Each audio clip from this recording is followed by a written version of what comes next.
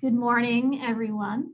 Welcome to CBIA's webinar on essential skills for managers and supervisors.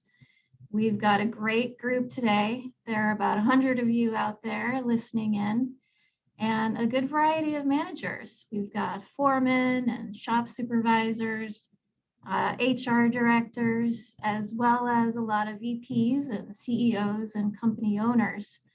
And I say you're listening in, but of course, we very much encourage your participation as well. So if you have any questions about the material that's being presented, please do submit your questions through the Q&A function on your screen. We're not going to be using the chat function for questions. You can chat with each other during the presentation, but I actually won't be checking the chat function, and so I won't be seeing any questions there. So like I said, submit those through the Q&A. And I'll get to as many questions as I can. What I'll probably do is just wait until the end of each individual presentation. And so I'll be monitoring the questions throughout, and I'll kind of collect them until the end and ask the presenter the questions at that point. So I'm Diane Mochrisky. I'm Employment and HR Counsel here at CBIA.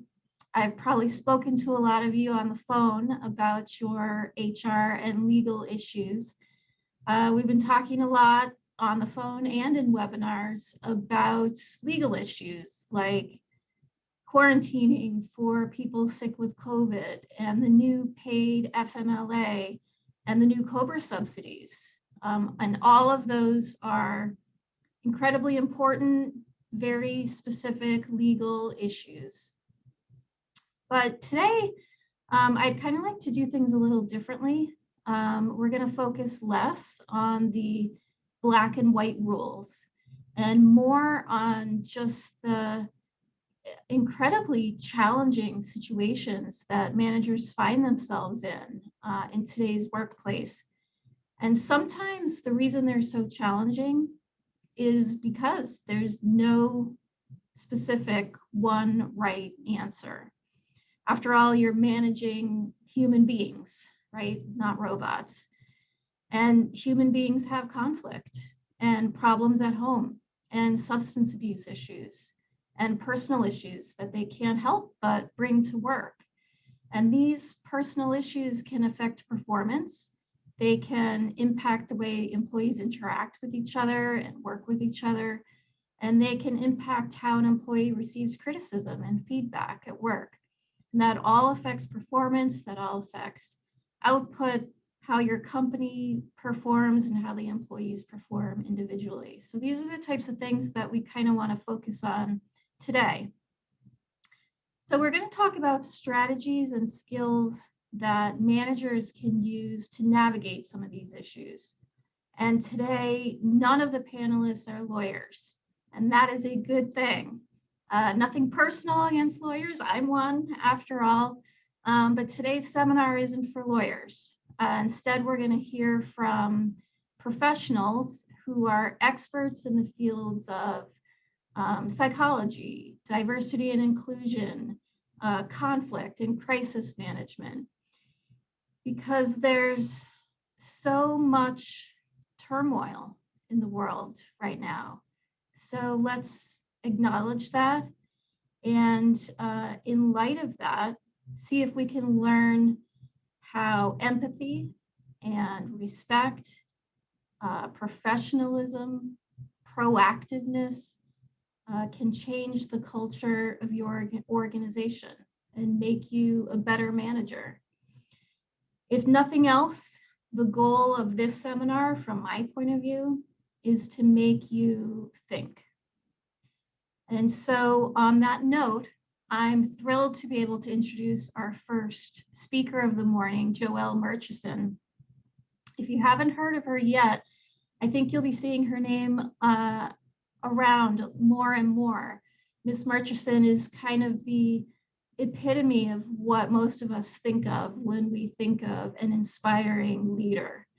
She's the founder and principal of her own company, a consulting practice that helps organizations with workforce development and engagement, recruitment and retention, budget, and growth, all by leveraging diversity and inclusion.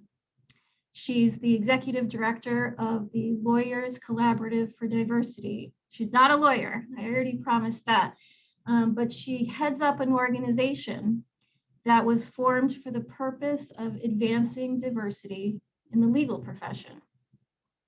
She's also a member of the adjunct faculty at the University of Connecticut School of Business, where she teaches courses on how to manage a diverse workforce and diversity and inclusion. And she teaches those courses to MBA students and students pursuing master's degrees, Master's of Science degrees in human resources.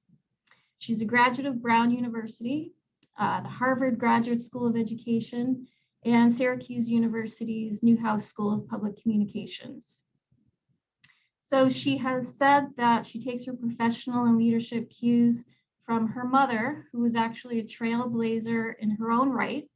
She was the first African-American woman manager in the Social Security Administration back in the 1970s. And so before Ms. Murchison formed her own company, her career spanned across higher education, the nonprofits sector, and corporate America, all in roles focusing on diversity and inclusion and recruitment. So her involvement in the community and charitable work is so long, it would, I think it would take the whole podcast to describe that. So you can kind of research her on the internet if you like. For now, I'll just say that she is very passionate about encouraging people to reach their highest potential. I think she's a very inspiring speaker, and I think you're really going to enjoy it. So she's going to talk to us today about diversity and inclusion, why it's important, how to achieve it, and how to talk about it. And so on that note, Joelle, good morning. It's nice to have you. Good morning, Diane, and thank you for such a gracious introduction. I really appreciate it. This is one of those moments when you wish you had sent the 200-word bio as opposed to the full one, but I do very much appreciate it. And thank you all so much for being here so early. We joked about being the first one up this early in the morning, so I do hope to keep you engaged, particularly because the topic that we'll address this morning, I'm certain is one that is top of mind for many of you, given the challenges, quite frankly, that we have faced over the last year in particular, but more so for a number of years that are beginning to surface and certainly have great impact on our opportunities within the workplace. So with that, let me just share my screen with you.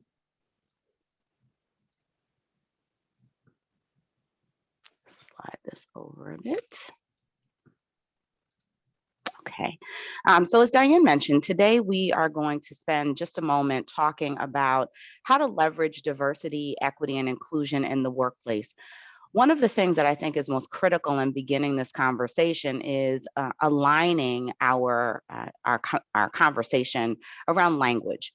And so I do want to start at the beginning by talking a little bit about what we mean when we say diversity, equity, and inclusion. So I'll spend just a bit of time on that, and then we'll talk about some of the implications for the workplace. My goal is that by the time that we have concluded this morning's session, you will hopefully have the beginnings, just the beginnings or building blocks of thinking about how you might take back some of this information and begin to have dialogue within your workplace that will allow you to not only embrace inclusion, but also to accomplish your organization's desired goals. I like to start with this quote from James Baldwin: not everything that is faced can be changed, but nothing can be changed until it is faced. We certainly have lived in a society where I would imagine that many of us, are maybe dating myself, remember a time where in the workplace you simply came to work. There was no expectation that you would necessarily share information, that you would be working from your living room with your family and your home on full display. There was no expectation that the topics of race, politics, religion, And many of those other issues would be addressed within the context of the workplace. In fact, they were considered to be somewhat taboo. Now we are in a moment where not only does our workplace transcend the offices, the office space, we are in our living rooms and in our homes for sure, but we also live in the context of an environment that introduces, by virtue of the access we have to information, many, many challenges and issues into the workplace. And so there are a number of questions, particularly when we think about this topic and the impact that it has on the workplace, that we might want to consider. These are not an exhaustive list of questions, but just simply some of those that you might be caused to think about as you begin to examine how well your workplace is ready to handle some of the conversations or the challenges that may be standing in our way. So, where do we begin? Where do I begin? I firmly believe that there's very much a self discovery component to this work. We all have had a variety of different experiences that we bring to the workplace. Certainly, the experiences that we currently have, excuse me, who we're exposed to, the kind of background that we have. All of that comes into play as we come into the workplace. You would be surprised, and maybe if you take a moment now to think about, there's probably a situation that you've had, I know I have, where someone in the workplace reminds you of someone that you once knew. It works out well when that reminder is a positive one. But perhaps that reminder or that experience that you had with someone years ago was not a positive one. And instead, what it engenders is in your workplace a challenge as you interact with that individual today who has no reality or understanding of what you've experienced in the past or who you're aligning them to. And so perhaps sometimes we may treat people today like those folks that we're reminded of. How do we begin to navigate through our own experiences and how they frame our ability to interact today? What is the current state of our organizations as it relates to diversity, equity, and inclusion? What do you know? Do you know, for example, the demographic information of your organization? Have you even contemplated when you walk into a room? What is the makeup of the room? Whose voices are at the table? How do we navigate those difficult conversations? Are we a workplace that leans in to the challenges, or do we avoid them? Many of us sit in workplaces that would prefer not to address those things that are hard. And in fact, that's the reality sometimes for us in our personal lives as well. Who should be at the table? Who should we be talking with? What do we have to learn? What perhaps are our blind spots? What are the things that perhaps stand in the way of our ability to see situations fully or from the perspective of the other individual? And then finally, what resources are available to us to support this work? We certainly don't expect everyone to be an expert. As Diane referenced earlier, you've had the opportunity to engage with speakers to help you shape and navigate through changing times as it relates to the pandemic. But the context of diversity, equity, and inclusion is also a very worthy topic to seek some support, to look for some help and resources that can and assist you with moving your organization along a continuum to embracing inclusion. So let's talk about what it is that we mean by diversity, equity, and inclusion. Now, some of you may remember probably 2 decades ago when we talked about multicultural affairs. Multicultural was the word of the day. And so, as you probably have discovered, we've moved along a continuum where we've sort of changed the language. And this happens in our society around a number of things. So, first, we'll talk about diversity and then inclusion. And then I'll talk a little bit about equity, which has probably more recently been added. So, diversity. The way I define diversity is a little bit different, likely, than what you automatically think when you see the word. I would say that for individuals like me, as diversity practitioners, we actually have done a disservice to the definition of the word. Over time, diversity became synonymous with race, perhaps gender. And so we would use phrases like, we want to increase or we want to have a diverse workforce. Well, it's not totally accurate to use diversity in that way But we used it because it was the best way at the time that we felt we could define, filling in those gaps perhaps where we did not have, for example, racial and ethnic representation in our organization or gender representation at a particular level. I like to define diversity a bit more broadly, and I'll share that with you in just a moment. When we think about the notion of diversity in our workplace, what we're really talking about, not necessarily only from the vantage point of race, ethnicity, and gender, but we're talking about the mix. We're talking about everyone who is here. Each and every one of us bring unique perspectives, experiences, and backgrounds to the office, to the workplace. And we cannot discount those experiences. The challenge for us is then what we do with the mix of individuals that we bring together. That is how we define inclusion. And so, diversity being representation, who's at the table? Who are the different individuals who make up your committee, your team, your workplace? The inclusion piece challenges us to ensure that we allow for the space for each of those individuals to bring their own unique values, background, and experiences to the table. It is in leveraging the experiences and background of all of the participants, each of the individuals in the workplace, that we're able to find competitive advantage. Why? Well, oftentimes those different experiences and perspectives bring new ideas. They allow us to see beyond our blind spots. It ultimately can help our organization solve complex problems that perhaps we've only looked at from one perspective in the past. And now we have the opportunity to look at more broadly, simply because we're willing to engage and invite in multiple perspectives. So when we talk about diversity, we really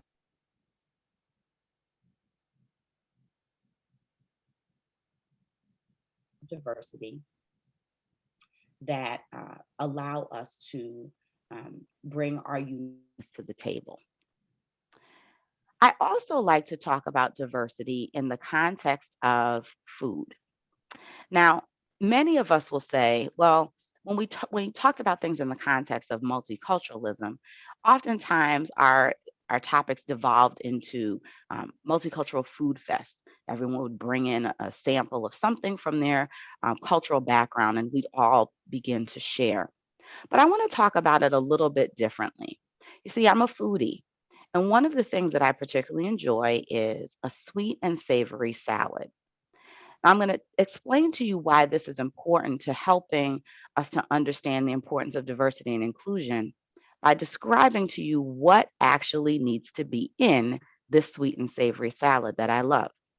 You see, most salads start with some greens, and you have your usual suspects, your tomatoes, your cucumbers, whatever you prefer.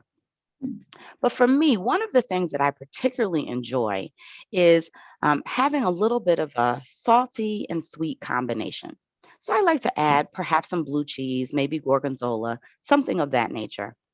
Then, of course, perhaps some fresh fruit, maybe blueberries. If you don't have anything fresh, then uh, dried cranberries. They also kind of fill in the pinch.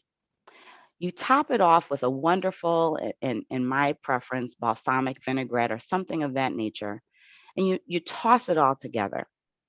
To me, the bite that has all of those flavors is the absolute best. And so I strive to, as I eat the salad, to make sure that I have just the right combination so that that last bite has a little bit of everything. What's unique about that experience is that while you do enjoy the salad as a whole, you absolutely still can taste each individual flavor. You see, we don't necessarily ask the tomato to taste like the cucumber or the blue cheese to taste like the greens. You know distinctly that each of those ingredients are there. Think about that in the context of who we are as people. When we come into an organization, too often we expect people to assimilate into a particular standard, a way of doing things. Now, it's important for us to all learn and understand the operating principles of an organization, but we shouldn't have to change our identity in order to participate. In fact, the uniqueness of what we bring is indeed an asset. So when you think about the context of that salad, where we don't ask any of those ingredients to change their identity to be a part of it, that is one other way to describe the context of diversity as ingredients, and inclusion being almost the recipe or the complete experience of having that meal, whatever it is that you choose to prepare. But I like to think about it in the context of salad because differently than the way we've talked about our country as a melting pot, where when you melt things, they change their form and they become something different. In the context of the salad, each ingredient retains its very special identity and yet makes the salad a wonderful, wonderful combination. So, for you foodies out there, hopefully that's something that you'll think about in the context of how do we bring together individuals who are different, acknowledging their differences and leveraging them for the best of what they have to bring, but not asking them to change because what they bring uniquely is something that provides us with value. The final example that I would share is the context of a party. And many of you have probably heard that example shared before. The notion of diversity being an invitation to the party and inclusion being asked to dance. I would take it one step further. In fact, you may have heard the word belonging. Many organizations are beginning to incorporate that as well. And that would be the context of actually being able to choose some of the music to be played at the party. The whole point of that analogy is it's not simply being invited in, but is being asked to participate. And then the belonging piece takes it even further to say, we want you to be a part of shaping what this organization is. So I believe that in one way, shape, or form, one of those metaphors should help you to think about more broadly how we should be defining diversity and inclusion as we think about our workplace. One other component, which I did not share today, is the notion of equity. And equity, different than equality, is simply defined as giving individuals what they need to be successful. For a very long time, we've talked about equality, that everyone should have the same, right? Everyone should have equal. And I think in some contexts, particularly when we talk about pay equity, or when we've talked about pay in the past prior to our language change to equity, we've argued for equal rights or equal access. What equity allows us to do is to navigate through to determine what exactly individuals need. Many of you have probably seen an image um, of individuals watching a baseball game, and they're all given a box to stand on. The taller individual doesn't really need the box. They can see the game unencumbered by the fence.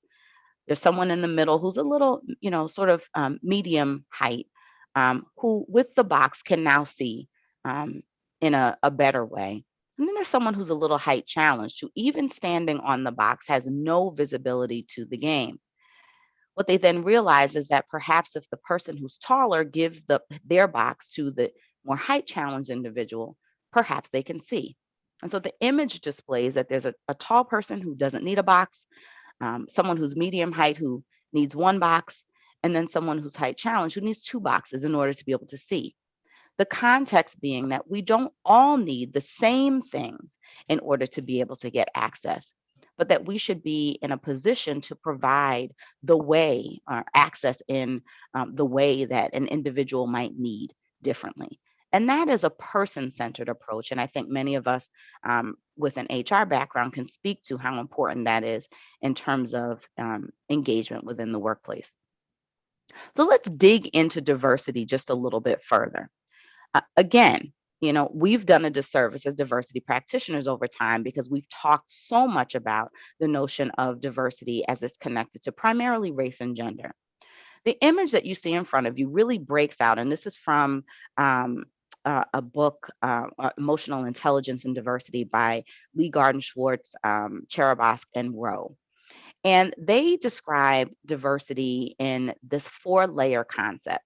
that each of us come to the table, and the core of who we are is the beginning of our dimensions of diversity. The next layer around is what we consider to be the internal dimensions. Those are the things that most often we think at least, we can see or identify about people. We think perhaps we know their age, their race, their gender, sexual orientation, physical ability, and ethnicity. We think we know, or perhaps we, at least at the first level, can learn those things about people. Those in the green tend to be the dimensions of diversity that we are most discriminated against in our society. And as you can tell, they are also things that, other than age each year on our birthday, that generally we don't have much ability or any ability at all to change, right? Those form an important core of who we are. Then there's another layer of dimensions that defines who we are. Our marital status, our parental status, or our family status as it relates to perhaps our siblings, our placement in the family, our geographic location, our personal habits, recreational habits, and hobbies, our work experiences, our length of time in the workplace, for example, our educational background.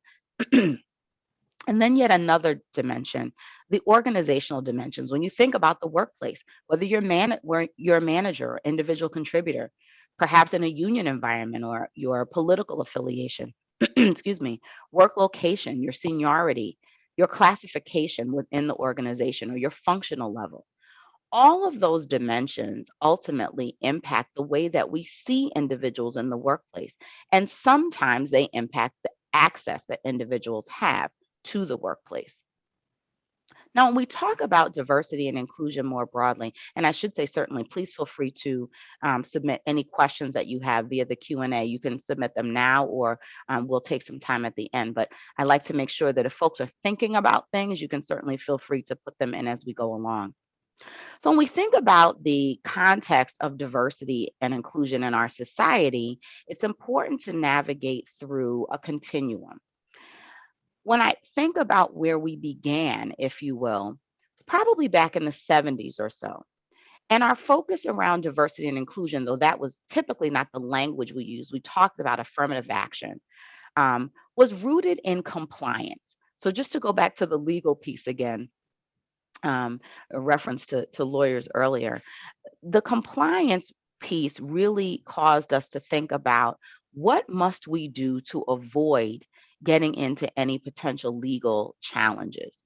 Organizations at that time were being asked to examine their representation, what percentage of African Americans, what percentage of women, what percentage of Latinx employees are in your organization, and you should do something about it. And so most often the expectation was that you would hire someone, anyone, right? We all debated about the qualifications piece. Many of us thought we simply could just check the box. Well, we've hired that black guy, we're good, right? And the focus was very much around we just don't want to get in trouble.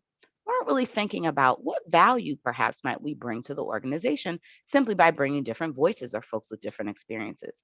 We also, as a society, we're not really, and I would say some would argue today, we still don't really know a lot about one another. And unfortunately, rely on a lot of assumptions that we believe or that we've been told about people that ultimately don't bear out. We'll talk a little bit more about that in just a moment. We moved from sort of a compliance focused perspective to more of a recognition and acknowledgement. We began to acknowledge, in fact, that there are differences. We are different. There are some visible differences and perhaps some behavioral or operational differences, right? Think about all those different dimensions of diversity I shared in the previous slide. So we began to acknowledge that. And certainly across the country in the 1980s, if you were to look, you would see many of the monthly awareness recognitions, Women's History Month, Black History Month, Asian Awareness Month. Many of those awareness moments were established within the context of the 80s by the federal government to help us begin to bring some visibility and recognition to the different ethnic and racial, gender, disability groups in our society at that time. And The differences, however, were still seen as differences, not necessarily an asset, but more so a little bit of a challenge. We were still seen as extremely different and separate. Over time, somewhere along the lines, we decided as we began to learn more, as our cultural competence, our understanding of who we are and who others are began to increase, we began to acknowledge that aside from identifying that we were different, that it was important to seek out the value of bringing individuals with different backgrounds and experiences together. Now, you all may be thinking, this is not rocket science, but realistically, this is exactly how the context of diversity and inclusion evolved in our society and certainly within the context of the workplace. And finally, moving to this concept of activation. So, more than just acknowledging and embracing and leveraging the value, but really taking steps to determine what can we achieve as a result of really taking advantage in a positive way of the individuals who we have assembled within the context of this workplace. How does it make our business better? How does it allow us to dispense with our blind spots? And most importantly, particularly within the marketplace, how does it allow us to gain competitive advantage? Over all that time, businesses began to track much more intentionally what is indeed the linkage of diversity and inclusion to our business strategy. For some organizations, it was much easier. Perhaps if you sell a particular product, or maybe you are a nonprofit with a client base, you began to see, based upon the clients that you were dealing with or the customers perhaps that you were attracting, that the landscape was changing and you might need to provide resources or find ways to attract clients or even candidates, quite frankly, in the workplace who might have some different experiences to bring to bear. And so that really is ultimately sort of the space that many of us are sitting in today. How do we learn enough to be able to interact effectively in order to leverage diversity and inclusion as a strength for our organization? Now, does that sound easy? It's not always easy. Lots of things for us to think about in the context of this work that perhaps we haven't thought about before. Language, right? Now, that seems to be one that most folks would think about immediately. But what are the languages spoken within the context of your workplace? Does your ability or lack thereof to speak a number of languages impact your ability for your business to grow, to be successful? How might you begin to leverage language in the context of your work? What about culture? And in this case, culture, the small c. What is the culture of this organization? Who has shaped it? And how do we value interaction? What many of us as business leaders don't always realize is that we bring our own expectations to the workplace. And we often don't do a really good job of communicating those expectations to the individuals that we work with, which can cause some conflict. And I know you all will talk about that a little bit later today, but culture, small c, plays a significant role in that. And there's an example that I often share when I'm talking with managers and leaders around just simply when you think about the context of your interactions with perhaps a candidate. Oftentimes we in our very, American Western civilization focused culture will make assumptions about behavior based upon what we think is right. And I always back to the fact that my mother always said to me, everyone is not you, Joelle.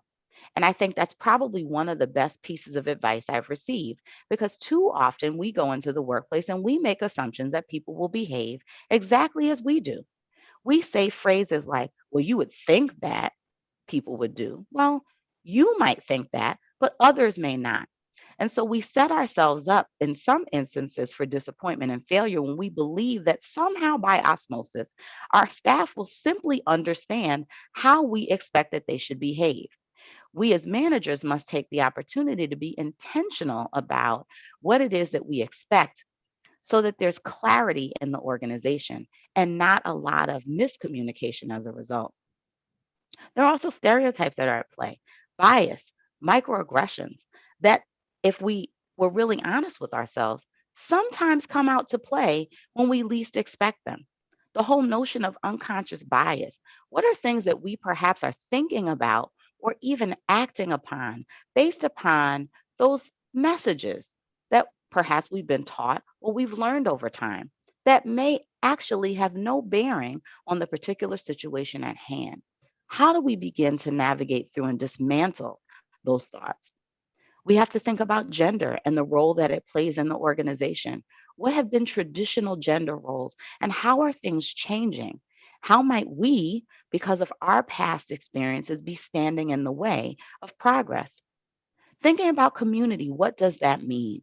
What is the community that this organization draws from in terms of its staff? And how does that impact the workplace?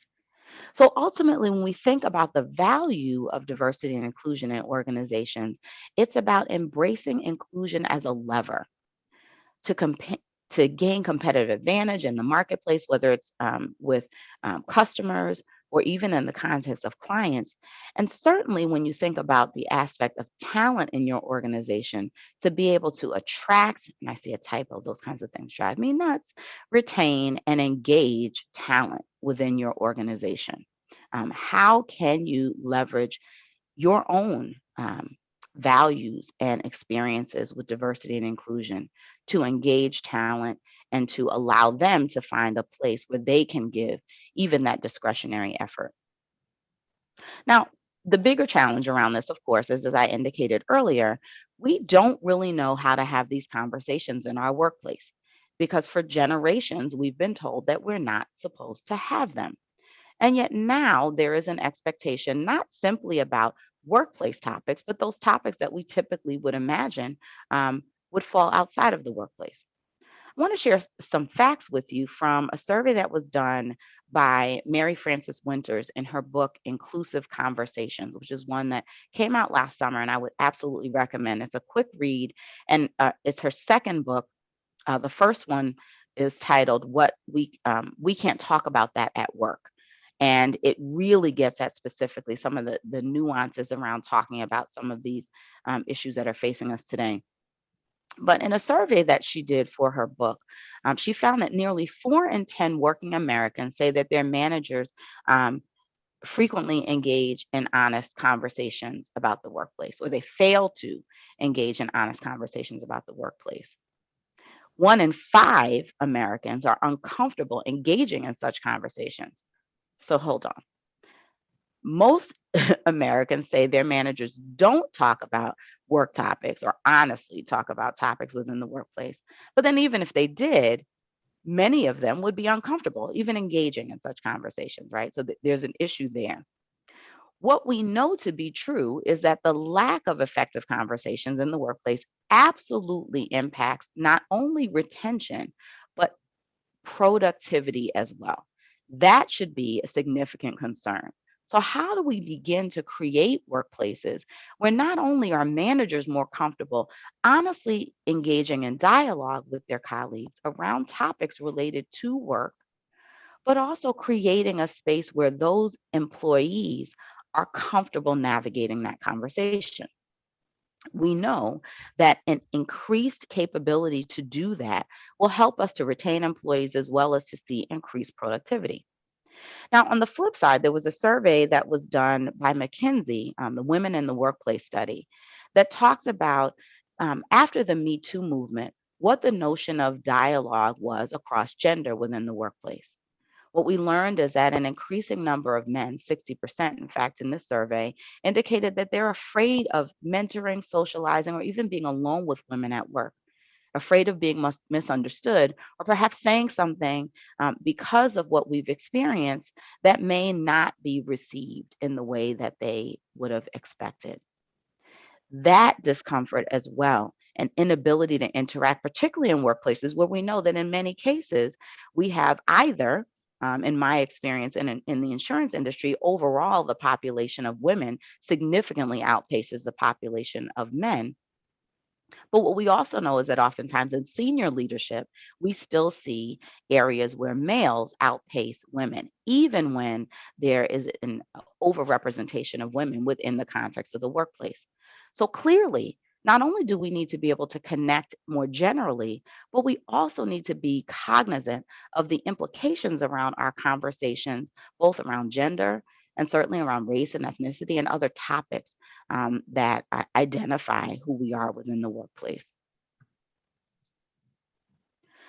Sadly, as a result, and certainly emphasized by some of the external situations that have existed more recently in our nation, we know that we are a polarized society, and that polarized society absolutely carries over into our workplace. In a survey, again, in the Mary Frances Winters book, she asked specifically around issues of race and workplace trauma. And what she found is that, and this survey was done in 2016, so on the heels of, if you recall, the Pulse nightclub shooting in Orlando, which targeted LGBT individuals, as well as the increased number of Black males who had been killed in the early part of the summer of 2016. 6 in 10 white employees said that they think that their organizations understand the unique experiences of Black employees in the workplace. In direct contrast, 6 in 10 Black employees said, no, we don't think this organization understands our experiences at all. So, two sets of employees in the same workplace that see efforts and actions in very different ways. This one is interesting to me because it really illuminates just how challenging it is for us to really know much about one another. A recent poll showed that 56% of Americans feel that Muslim values are at odds with US values. Yet 68% of those who were polled said that they'd never or seldom talked to a Muslim. We as individuals are framing experiences and beliefs based upon things that we actually have not had much experience with at all. And yet we apply those limited experiences to an entire classification of individuals without even really having the knowledge to be able to safely say those things that we believe. And then finally, looking at gender, we learned in a Pew survey that 56% of men said that they believe that the obstacles inhibiting women's progress in the workplace are largely gone.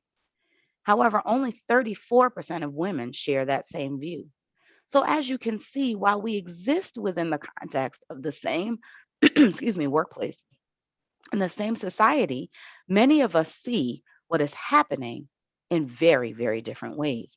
How do we begin to close that gap? Excuse me. I alluded to cultural competence earlier, and I believe that if you recall from the prior slide about the evolution of diversity and inclusion, the cultural competence really is a lever to helping us all begin to better understand not only others in the workplace, but ourselves. Cultural competence simply is the ability to interact with people from different cultures or socioeconomic backgrounds. We have to be honest. Many of us come from very polarized communities. Here in the state of Connecticut, in particular, we probably live in one of the most racially and socioeconomically stratified states in the nation. I could call out the name of a town, and you could probably tell me who lives there. You could tell me the kind of person, more than likely, you'd be able to identify race or ethnicity. And you probably could tell me at least your assessment of their socioeconomic capability, right? Simply by calling out the name of a town. And what we don't realize is that we take on and believe much of what we know from the individuals that we spend time around, which means that much of the information that we receive is limited based upon the experiences of the individuals who we spend time around. So, how, in fact, do we gain the ability to learn about others who are different from us and also learn about ourselves? All of the available knowledge that's out there in the world, we typically think, as I reference in terms of, the people we spend time around, that we know a lot. I'm sure a lot of you on this call have many degrees and certificates and um, accolades and recognitions for all of the things that you have learned. Perhaps the academic achievements, additional coursework, the books that you've read. The reality is that what we know can actually be captured in the context of this green piece of the pie. It's really not very much in the context of all available knowledge that's out there. The next larger size piece of the pie is what you know you don't know. So I like to say, I don't know how to get an oil change. I don't know how to do an oil change in my car, I should say. And so I seek out someone who knows how to do it in order to get that service done. I know unequivocally that I don't know how to do that. So there's some things certainly that we recognize, hey, that's not my lane. I need to find someone who can support me in doing that. The far bigger piece of all available knowledge is this yellow piece of the pie. It's what we don't even know that we don't know. Think back to that statement about the what folks believe about Muslim values. Well, if you've not really experienced or talked to or learned about or read about what those values are, you don't really know what you don't know. So the opportunity is there for us to be engaged in continuous learning, to help us to better frame and to perhaps even increase that percentage of the pie that we know in order for us to be able to effectively engage in our workplace. That means there are opportunities for you to do some new things. There are four competence of cultural competency. First, the awareness of your own cultural worldview. What do you really know? What information have you been has been accessible to you? What have you been exposed to? What do you really know about yourself and others within the context of this world? What is your attitude about cultural differences? Do you openly seek out ways to learn about other cultures? Or have you decided perhaps that the way that you do it or the way you've always done it is the only way or the right way? Nothing suggests that by learning that you have to change your opinion, but certainly having information to help shape your opinion of others is critically important.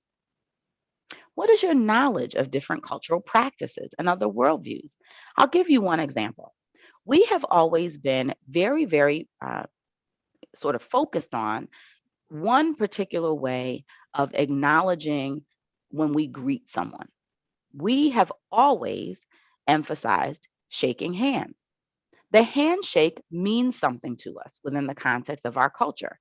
In fact, whether or not you have a firm handshake can confirm whether or not we have a deal or whether or not we think you might be a little wishy washy, right? How many of us have met a candidate or a client and we've shook hands and we thought, well, this is a really confident individual?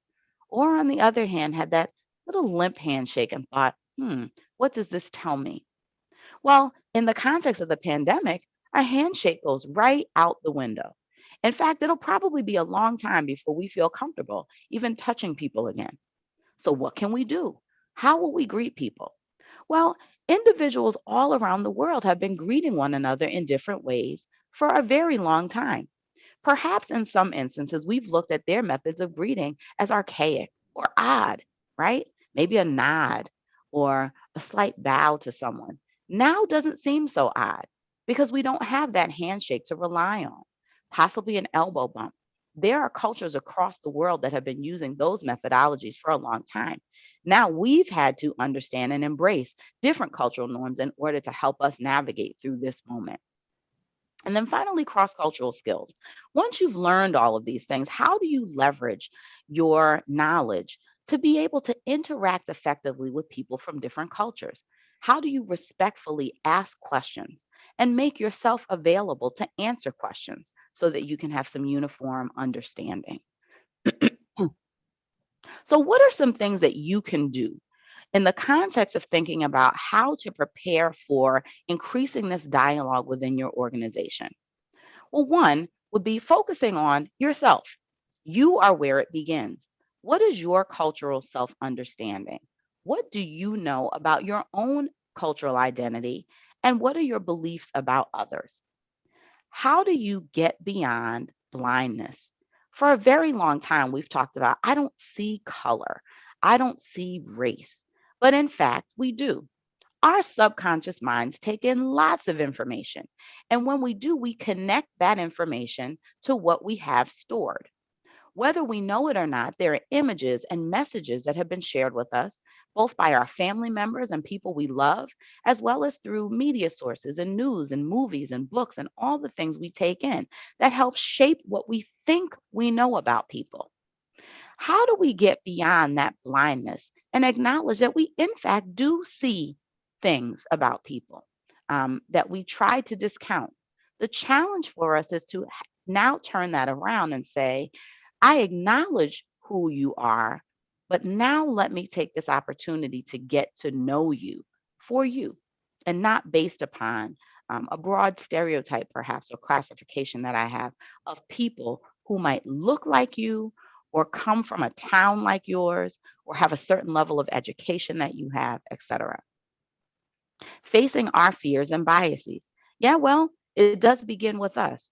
What are the biases that we hold? I know I have some. We all have bias. That doesn't mean that you're racist or sexist or homophobic. It means that realistically, that there are things that enter into our minds that frame the way that we interact with people. Sometimes those biases are based on fears. Let's face it, when we were growing up, our family members attempted to keep us safe by telling us, oh, don't go to that town after 8 p.m. Make sure you're in before the street lights come on. Oh, I don't know. We don't trust those kinds of people. If we're really honest with ourselves, we know that people who we love, maybe people who we still love today, tell us things like that. But we have to ask ourselves, why? Why do we believe that? Why do we think that?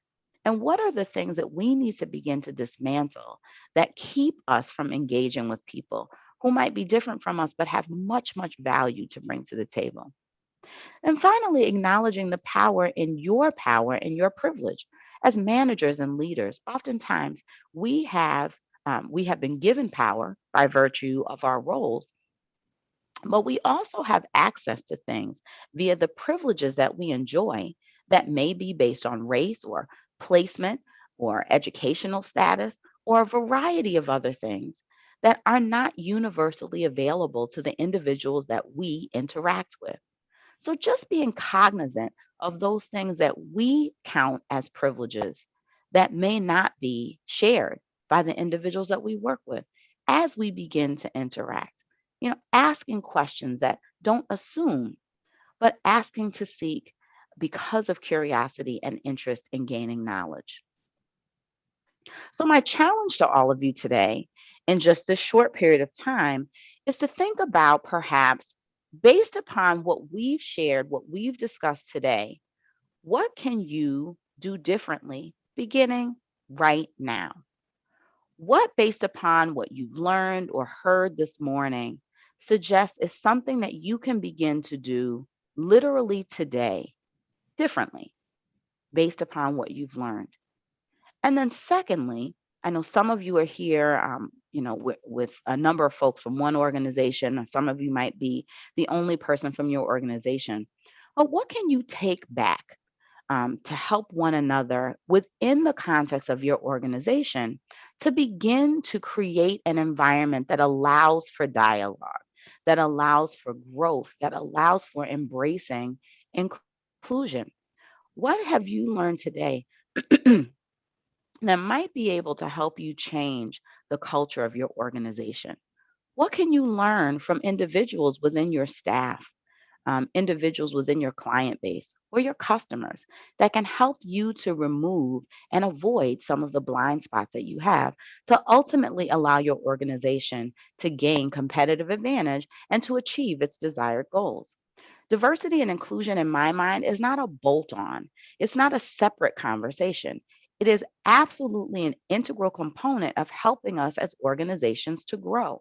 How much better can we be when we understand the capabilities we have to maximize our potential just simply by giving everyone an opportunity to fully bring their value to the table? So at this point, I'm happy to take any questions that you might have. If there are folks who, would like to share initial thoughts, even perhaps about what you might be able to do as an organization, or even resources that you might be interested in or need at this time. Thank you for your engagement, and I'm happy to take any questions that you might have. All right, Jill, thank you so much.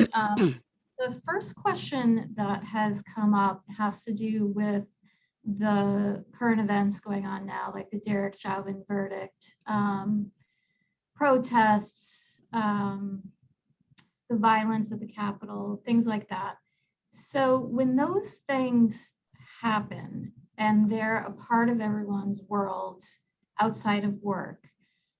What do you think about conversations about those things at work? I mean, I think some managers would say, you know what, let's just get our work done, come to work, don't talk about it, focus on work, and then when you go home, talk about it. Do you think that that's viable, or I guess the opposite end of the spectrum would be someone in a managerial role would say, hey, we're all going to get together and we're going to talk about this now. I think a lot of people would hate that. And then maybe there's something in the middle where people are just kind of chatting about it, but that might make people uncomfortable. So what do you think about that? Talking about Yeah. the current events going on. Yeah, absolutely. I think that it's actually not possible to ignore what is happening around us, particularly in the context of the fact that, we live in a 24-hour news cycle. And no matter where you are, whether you're literally, watching news, breaking news, we've got our devices that provide us with alerts and updates. And so, whether or not you like it, it is our reality. And so I do think that it would be a missed opportunity for managers to not acknowledge that there is some need to engage, perhaps. Not everyone is going to want to talk. And not every manager has the capability to lead a conversation. I think what's most important is being able to give your employees the space to engage should they feel comfortable. Every employee may not want to talk with their colleagues about these issues. But we can't forget that prior to the pandemic, we all likely spend more time with our colleagues, our coworkers, than we did with our own families. Even now, though we may be sitting at home, some of us, the reality is that we spend more of our time on Zoom than we do necessarily interacting, even though physically we may be co-located with our families. And so we have to acknowledge that the experiences and the beliefs and feelings of your colleagues is very important to one another. So, how do you navigate through with people who you've likely developed some really strong relationships with without making assumptions? So, creating spaces for dialogue, really creating the practice of understanding what it means to have effective dialogue within the organization. That may mean, manager, you need to seek out someone in the organization, whether it's someone in HR or if you're not a large organization and need to leverage resources externally, then you may want to do that to allow someone to come in to help lead a conversation. But I think most importantly, and in terms of the first step that you can take, is to create space. As a manager, we know, right? So, we know that there are lots of things that are happening and that many of you have varying perspectives, right? Not making assumptions about what people feel about the situations, but acknowledging that they have a variety of different perspectives. Some of you may want to talk about it. Others of you may not. We'd like to create a space where if there are those of you who'd like to speak, like to have an opportunity to engage, we're going to create a particular time at XYZ time today. Or, we'll have a Zoom room that you can go into, or if we're physically, located, perhaps even, there's a possibility to create a methodology where folks can write in a book or on something, right? If they don't want to speak, just how they're feeling. It's important for people to have an outlet to be able to get their feelings out. And that I think is the most important thing that you can do as a leader. Um, you know, some organizations will feel moved to make statements um, and to position the organization in a particular way. And there may be employees who disagree perhaps with the statements that may be placed. It's an important opportunity to lean into that dialogue. Talk to me about how you feel, right? Use questions to ask as opposed to, well, I think you don't agree with it. No, ask people, tell me how you feel. What do you think? When you read that, what did it make how did it make you feel? I think that's really important that people feel that they're heard and that they have a space to express themselves if they would choose to do so. Okay, so if the managers create that space that you're talking about that that gives people an opportunity to talk if they wish, in addition to that, are there any particular topics that you think managers should definitely start conversations about, or more kind of leave it open, like you said earlier, just give people an opportunity to talk if they wish, as opposed to really officially saying, okay, we're going to have a conversation about the following three things at some point. Do you know what I mean? Do you think that? I think that depends on the culture of your workplace. What you've established and created thus far. If you are a workplace that is one that is, engaged and based upon and communication has been a hallmark of how you interact and operate, for sure there's the opportunity to literally lean right into the conversation. If you're an organization that has not, but are noticing the real impacts, or certainly lack of productivity, or people being distracted just because they're trying to deal with perhaps what they're seeing in the news or what have you. There's nothing wrong with stopping to say, hey, listen, we all might need a break for a minute, just to take a step away so that we can process what we're experiencing and how we're feeling.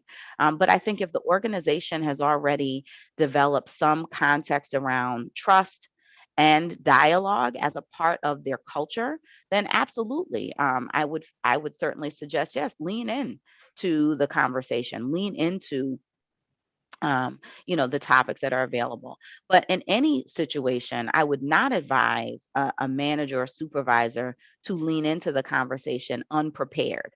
There is, in fact, a skill set around leading conversations, particularly around topics that might be a bit sensitive. And so always get help.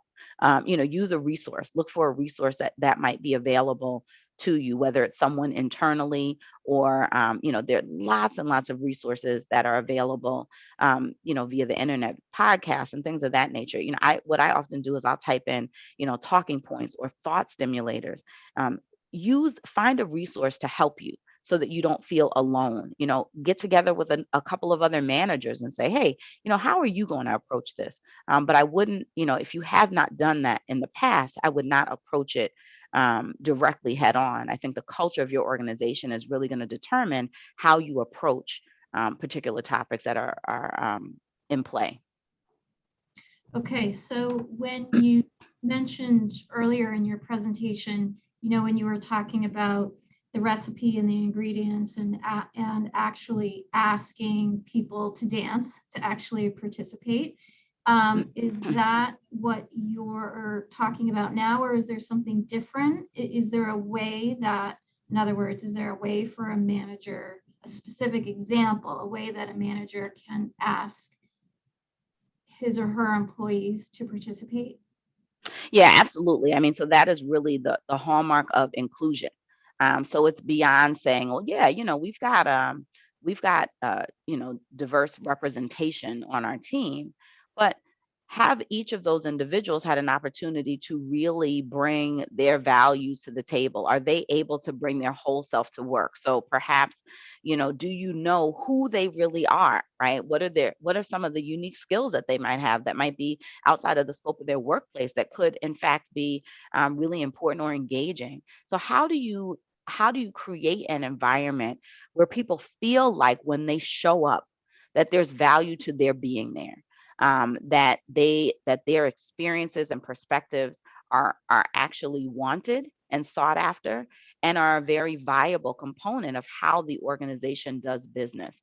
I think in that context, when you create an environment where folks feel valued, um, that sense of inclusion absolutely does, to your earlier point connected to my definitions, it does allow folks to feel like they've been asked to dance and not like they are somehow separated from the process, right? We understand organizational hierarchy. Everyone is not going to be able to make the decisions, but how do you as a manager or leader create a space where folks do feel like if they weren't there the next day, that there would be something missing? How do you engender that feeling of being valued in your employees, each and every one of them, for what they uniquely bring and contribute to the workplace? That, I think, is the foundation for building an inclusive environment, and absolutely an environment that's able to navigate through these different challenges and embrace the fact that we will have different perspectives, but we still respect one another. And I think at the end of the day, that piece is really important. So would that mean that the manager would specifically, I mean, is it a matter of the manager having a conversation with the employee and asking, what do you think your strengths are? I mean, sometimes people have just very specific job responsibilities, right? And there are job requirements. So you have to be Mhm. able to do X, Y, and Z. Do you think that there's some value to a manager saying, hey, is there anything else that you think you can bring to the table, some strength that I may not know about, that will, really bring value to the company? Absolutely. And I think that can happen certainly in the context of standard performance process where you might engage with the employee around their goals and objectives. Many organizations have an individual development plan. That is one way to learn about the employee's strengths and even the opportunities, areas where they may want to grow. I think it allows you as a manager to better position individuals across the organization where there may be projects that come to bear, to include those individuals who have unique skill sets that they can add. They may have experienced a particular um, business segment or a particular way of doing things in a previous role that might be totally appropriate today, but wouldn't have necessarily been apparent in the context of their current job responsibility, for example. Mm. I think it is an incredible way for managers to develop a connection with their employees is really kind of getting to know them and also sharing something about themselves as well. It's a two-way street in terms of building an inclusive organization. And I absolutely think managers play an incredible role in setting the tone as to how we interact and how we connect within an organization. Getting to know one another, what drives people, what their goals are, what their strengths are, and opportunities is absolutely an incredible way of beginning to build rapport and creating that space where ultimately, as things may happen and challenges come, the organization is better poised to handle them. Okay. And I guess we'll be talking a little more about that in the third and final segment when we talk about performance reviews and what types of conversations to have with employees. Right. So a question has come in about microaggressions Mhm. and unconscious bias. Can you give us a couple of examples of those? Something that we might not be aware of that we're doing. Sure. So unconscious bias more broadly, I'm going to address first because unconscious bias really is sort of the overall, and there are a number of different forms of bias, I should say. But unconscious bias is a very general term that speaks to the application of um, things that we believe that come into play in the context of our decision making and our actions in an unconscious way. So, for example, if you might be a manager who is making a hiring decision and you are taking a look at resumes, and there is a candidate who went to the same university that you did, or that's from the same hometown that you're from, you probably have some values that you ascribe to that connection. Oh, wow. If you like the school that you went to, oh, yes, go Huskies, right? Oh, I'm going to look at this person. You don't even realize it, but you're connected to them, that it draws you in. There's a connection. Now, they're from your hometown or maybe an adjoining town that maybe was um, a rival in high school, or you had a negative experience in that town. You're now applying a lens of what you believe about that town to this candidate, unknown to you and not intentional. That's the other thing. It's not intentional, it's unconscious, and certainly unknown to the candidate. That application of that bias can actually interrupt that candidate's success at getting the position. Right now, if on the first example, if it's positive and you're like, yes, go Huskies, it may enhance that individual's opportunity to get the role. But if it's negative, it can actually interrupt it. And that has absolutely nothing to do with the person's capabilities or qualifications for the role. That's where we have to be careful. For example, I always share with folks, and this may sound really silly, but One of the biases that I know that I hold is around people who have tattoos on their neck. Now, that sounds totally crazy, but I'm going to tell you why. I recognize that that is a distraction for me. What that means is that, for example, I shop in a store, and there's a gentleman who is a cashier who has a tattoo on his neck, and it's an entire poem, right? Now, I've seen it a million times at this point, but every time I see it, I'm distracted by it. Why? I'm thinking about all of these things in my head. Why would he do that? I mean, he can't even see it unless he looks in the mirror. Why would he put a whole poem? Doesn't he realize that people are distracted like me reading the poem? Doesn't he think that's going to impact the kind of job he gets? Is he going to wear a turtleneck all summer?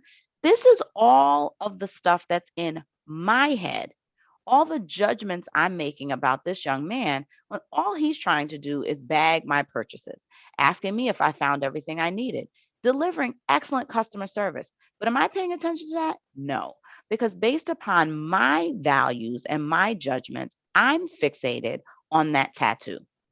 I have even had to stop myself when I see someone because I immediately go right into that thought process. That prevents me, in that example, from considering who that young man is. What if he had been in front of me for an interview? I would not be paying attention at all to the capabilities or the qualifications that he presented. I would simply be thinking about that tattoo, right? So that may seem like a small example, but imagine if you substitute a tattoo for someone's race, for something that someone can't change, for physical disability. What if you have a bias? Oh, I don't think that person can do it. Everybody I know who's ever looked like that or had that disability or spoken that language hasn't been smart, right? Because that's what you've learned. So that's the bias that's playing out in your head, unbeknownst to you, and certainly unbeknownst to that candidate. Microaggressions are when we carry out those thoughts in our head and we actually say them. Sometimes they're not always vocalized. Sometimes they may be in actions, right? So we talk about the notion also of symbols. Microaggressions and there's a series of videos that MTV did years ago that does a really good job of demonstrating different examples of microaggressions. One of which there's a student who's sitting with his classmate, and he's asking the classmate is speaking, and he is of Latinx descent, and his classmate is a white student, and the white student says to the Latinx student, "Wow, where are your parents from?" Or no, "Where are you from?" And he said, "I was born in Hartford," or whatever. And he's like, "Wow, just, well, where are your parents from?" He says, "Guatemala." "Why?" He's like, "Well, you're English. You speak so well." "Well, I was born in the US. Why wouldn't I speak English?" Right? So that's an example of a microaggression, right? I made an assumption based upon what you look like, what your surname is, that you can't speak English. So now that I'm amazed by the fact that you actually have command of the language, it does not even occur to me, perhaps, that you actually have English as a first language, right? Those are the kind of small, we call microaggressions kind of like the death by a thousand cuts, those little things that, may not be intentional. That person didn't mean it to be negative, right? It was actually a compliment. You speak well, but it begins to be a backhanded compliment because why would you even assume that I wouldn't? Right. And so that's the challenge, right? Because we probably think, well, that's not a big deal. But for the people who hear it over and over again, um, it becomes a constant source of frustration and challenge, and Mhm. even causes them to question whether or not they're good enough, right? Or should they be here? So those are things that actually interrupt our process within the workplace, but we do have the capacity to interrupt them. And that's the good news. Okay. All right. Well, that was very interesting. It kind of it's definitely food for thought. I think I'm going to, and I hope everyone else now is going to kind of sit and think with that about what things we are maybe doing or saying that we can change. Yep. Yeah, and like the theme for today is kind of like not only just thinking about things, but I think across all these subjects is the issue of empathy and putting yourself in someone else's shoes. And so Absolutely. that's definitely something to think about. And I appreciate that, Joelle. So we're actually done. Thank you very Yes, much. We hit all the questions. thank Thanks you. again for coming. My pleasure. And I hope to see you again. And Absolutely. Thank you so much for the invitation. you're welcome. And so everyone, we are going to take a break. We're going to come back at 9:30 and we're going to talk about employees' personal issues that they might be bringing to work at that point. And so for the next 15 minutes, we're just going to be on break. You can go get a cup of coffee, answer some emails, whatever, and we'll see you back then.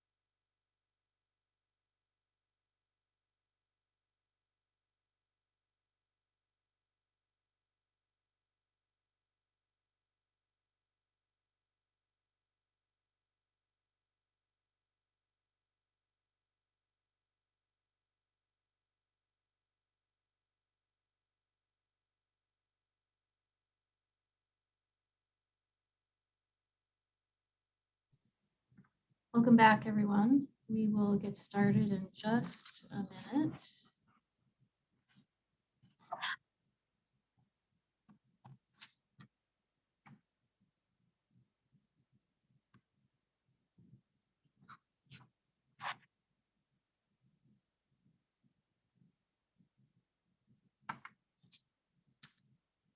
All right, I think most of us are back.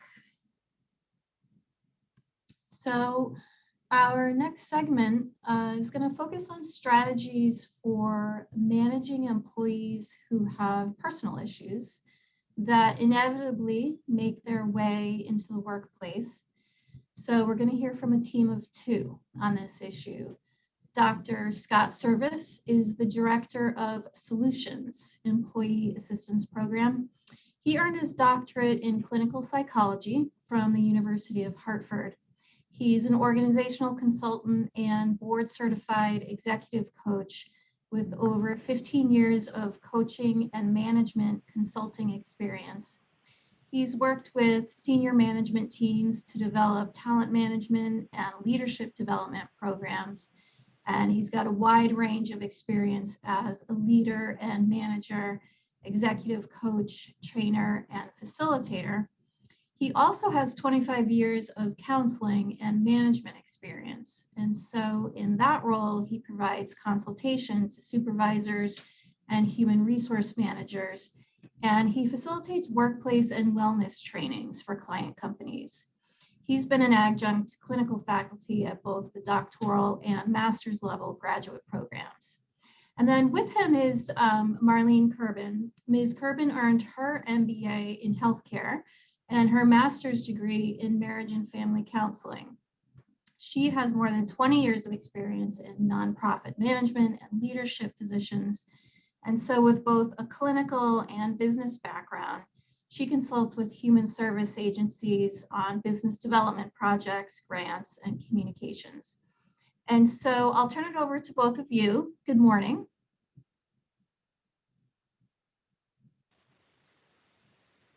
Good morning. You can get started whenever you're ready. Okay, good morning, everyone. I'm just trying to move this ribbon so I can start the show. Ribbon's just exactly where I don't want it to be. There it is. Let's get slideshow going. Sorry about that. Okay, so good morning, everyone. My name is Scott Service, and our presentation today will be about helping managers and supervisors be proactive, effective, and compassionate in the way they manage potential challenges faced by employees. So we'll discuss best practices for addressing issues, including mental health and substance abuse, that not only impact employee health, but they also impact productivity and performance. And as you listen, I'd encourage you to type any questions you have in the chat box, and we'll leave time at the end for question and answer as well.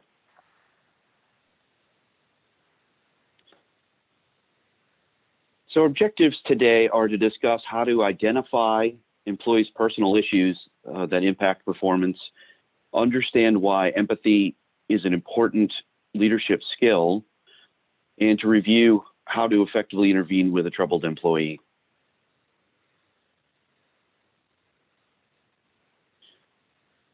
So think for a moment, what would you guess the percentage is of your workforce that has an emotional problem that impacts his or her job performance?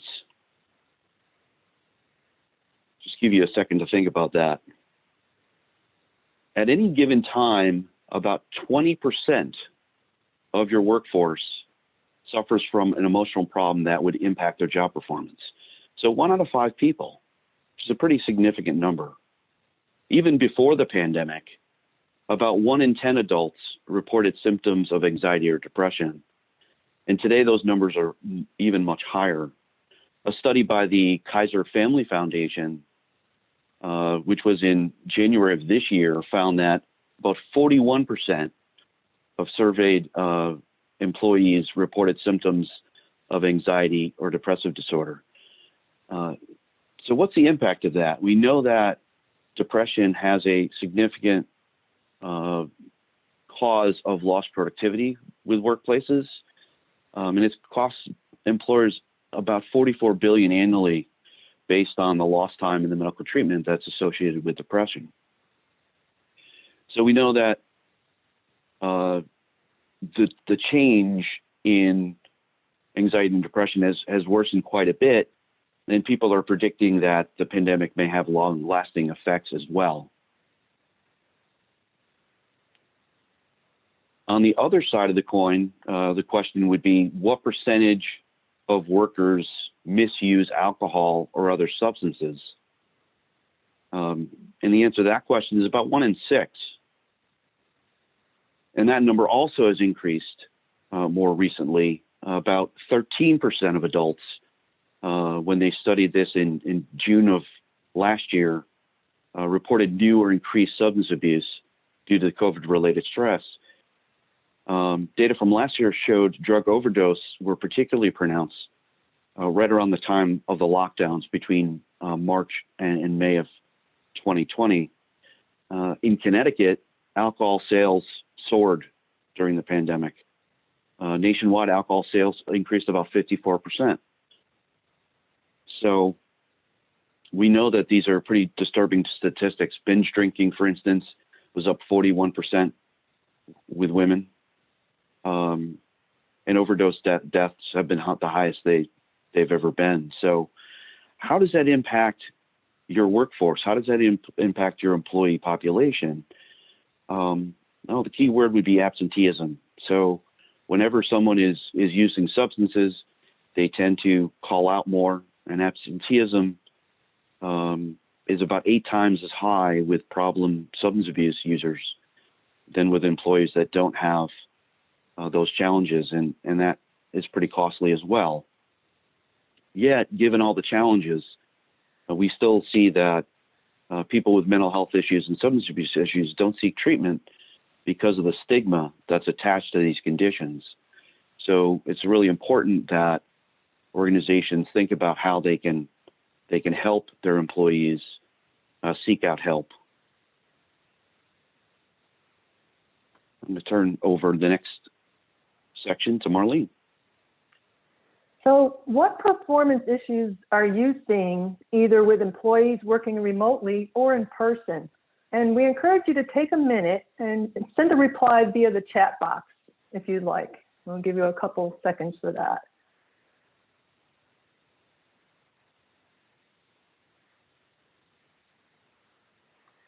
So the pandemic has affected virtually every business. Employees have been impacted by school closures, by job losses, people that they know getting sick, and the stress of social distancing. MetLife's recent employee benefit trend study conducted in December and January found that workers across the board are feeling markedly worse than they did last April. Interviews were conducted with more than 2,600 employees, and 34% reported feeling burned out, 22% reported feeling depressed, and 37% reported feeling stressed. People are saying that they're less productive, they're less engaged, and they don't feel as successful.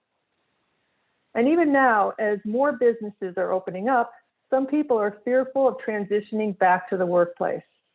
None of this is surprising. I mean, it's been a year of uncertainty. We've been whipsawed between anxiety and depression, and many people feel that they're under chronic stress. And when people are under chronic stress for a long period of time, they get lethargic and show a lack of interest, which plays a huge role in productivity and engagement at work. Next slide.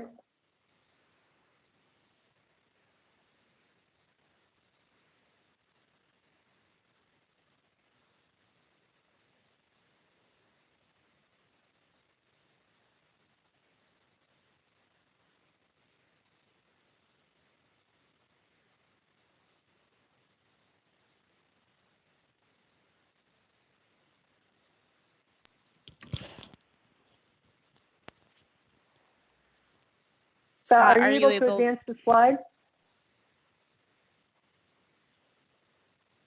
We can't hear you either. Hey, Scott, I think you got muted.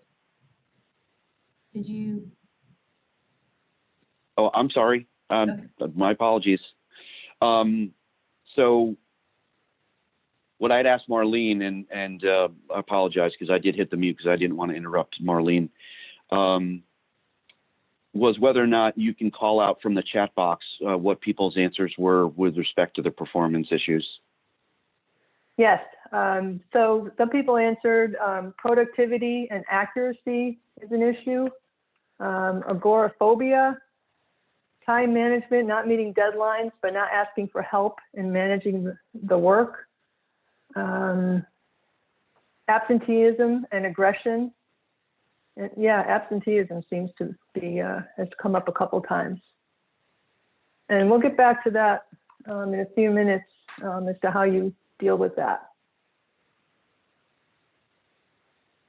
So here are a few signs of deteriorating job performance. So people going through a personal issue may either start calling in sick, or they might show up to work, but they're unable to focus on the job, which is also called presenteeism.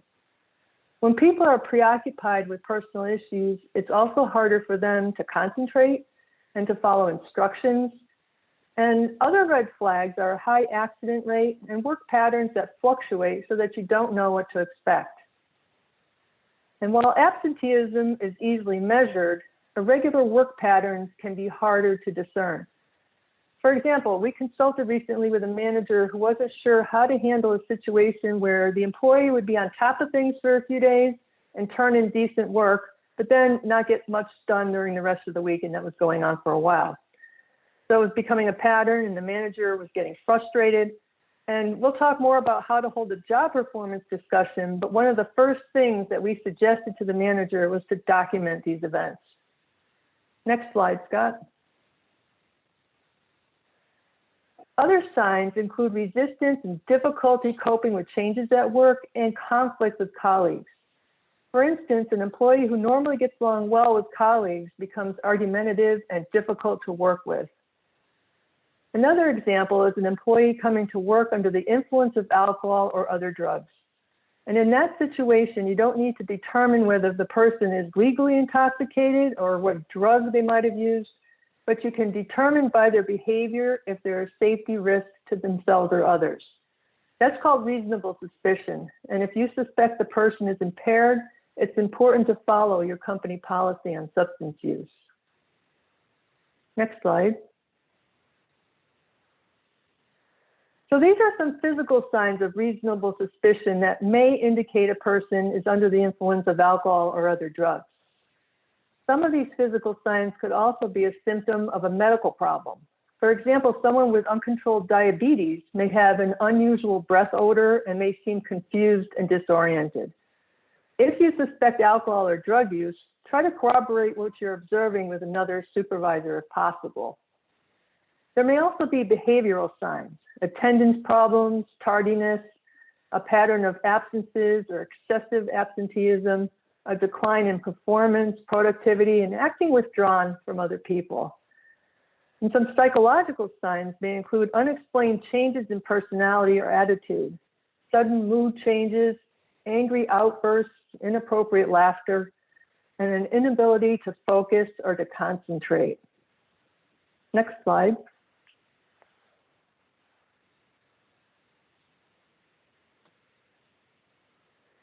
And actually, a fairly high percentage of people who were surveyed, almost 23%, said that they've used drugs and alcohol at work.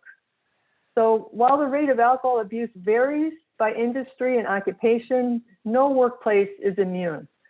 And most people who drink excessively or have an alcohol use disorder are employed. And many of them try to hide their problems. Next slide. So why do people use even if it jeopardizes their job? Well, there's a host of reasons. One is using to relieve stress, which has been happening a lot during the pandemic. However, using alcohol to relieve stress and anxiety has a paradoxical effect. Drinking may provide temporary feelings of relaxation, but habitual use actually alters the balance of chemicals in the brain that regulate mood. So alcohol can contribute to and worsen symptoms of depression, anxiety, and other mental health disorders, and also interfere with sleep. So it becomes a vicious circle. The person drinks in response to stress, feels worse later on, and then turns to alcohol again to avoid dealing with the painful feelings instead of learning healthy coping skills. Another reason people use is to reduce their emotional pain. Rather than face a painful situation or painful feelings, they use alcohol or drugs to feel numb. And we've seen this before with people going through divorces, marital problems, family problems, who are feeling stressed. And sometimes it's just fitting in. Sometimes people feel pressured to drink because their friends do, and they're embarrassed not to drink. But some of these common addiction myths contribute to people avoiding treatment and asking for help with a substance use disorder. And it can be difficult because of the stigma attached to addiction. While we treat cancer, diabetes, heart disease, and other illnesses as medical problems, and we don't stigmatize people who have these conditions, it's really different for addiction. And many people feel too ashamed to admit that they have a problem or to seek help out of fear that they're going to be viewed in a negative light by their employer, by their colleagues, and even their own friends. And addiction is a brain disease, not a matter of willpower or a character flaw. It's a treatable chronic medical disease involving complex interactions among brain circuits, genetics, the environment, and the person's life experience. People with addiction use substances or engage in behaviors that become compulsive and often continue in spite of harmful consequences. Next slide. So whatever the employee's issue is, intervening early is key. Many of us put off difficult conversations with employees, but delaying an intervention usually results in the performance problem getting worse. It can also appear to the employee as retaliation if the behavior was allowed to go on for a long period of time without being addressed. This can be especially difficult if you're a new manager and you've inherited this problem situation. Next slide.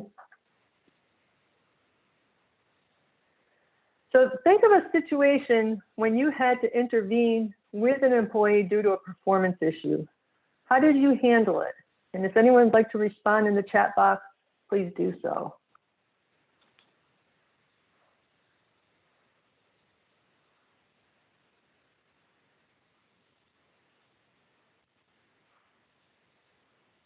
Next slide.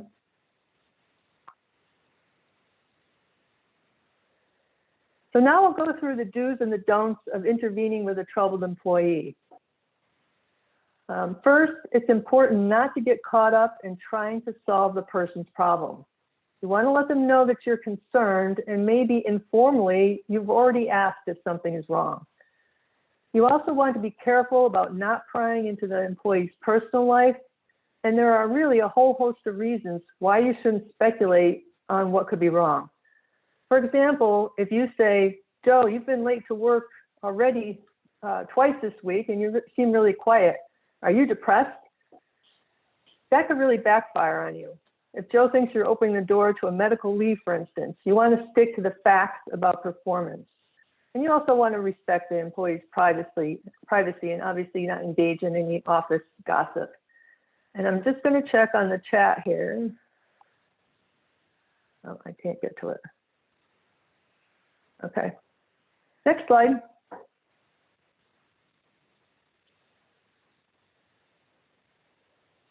It's also important that you don't make the conversation overly personal or emotional.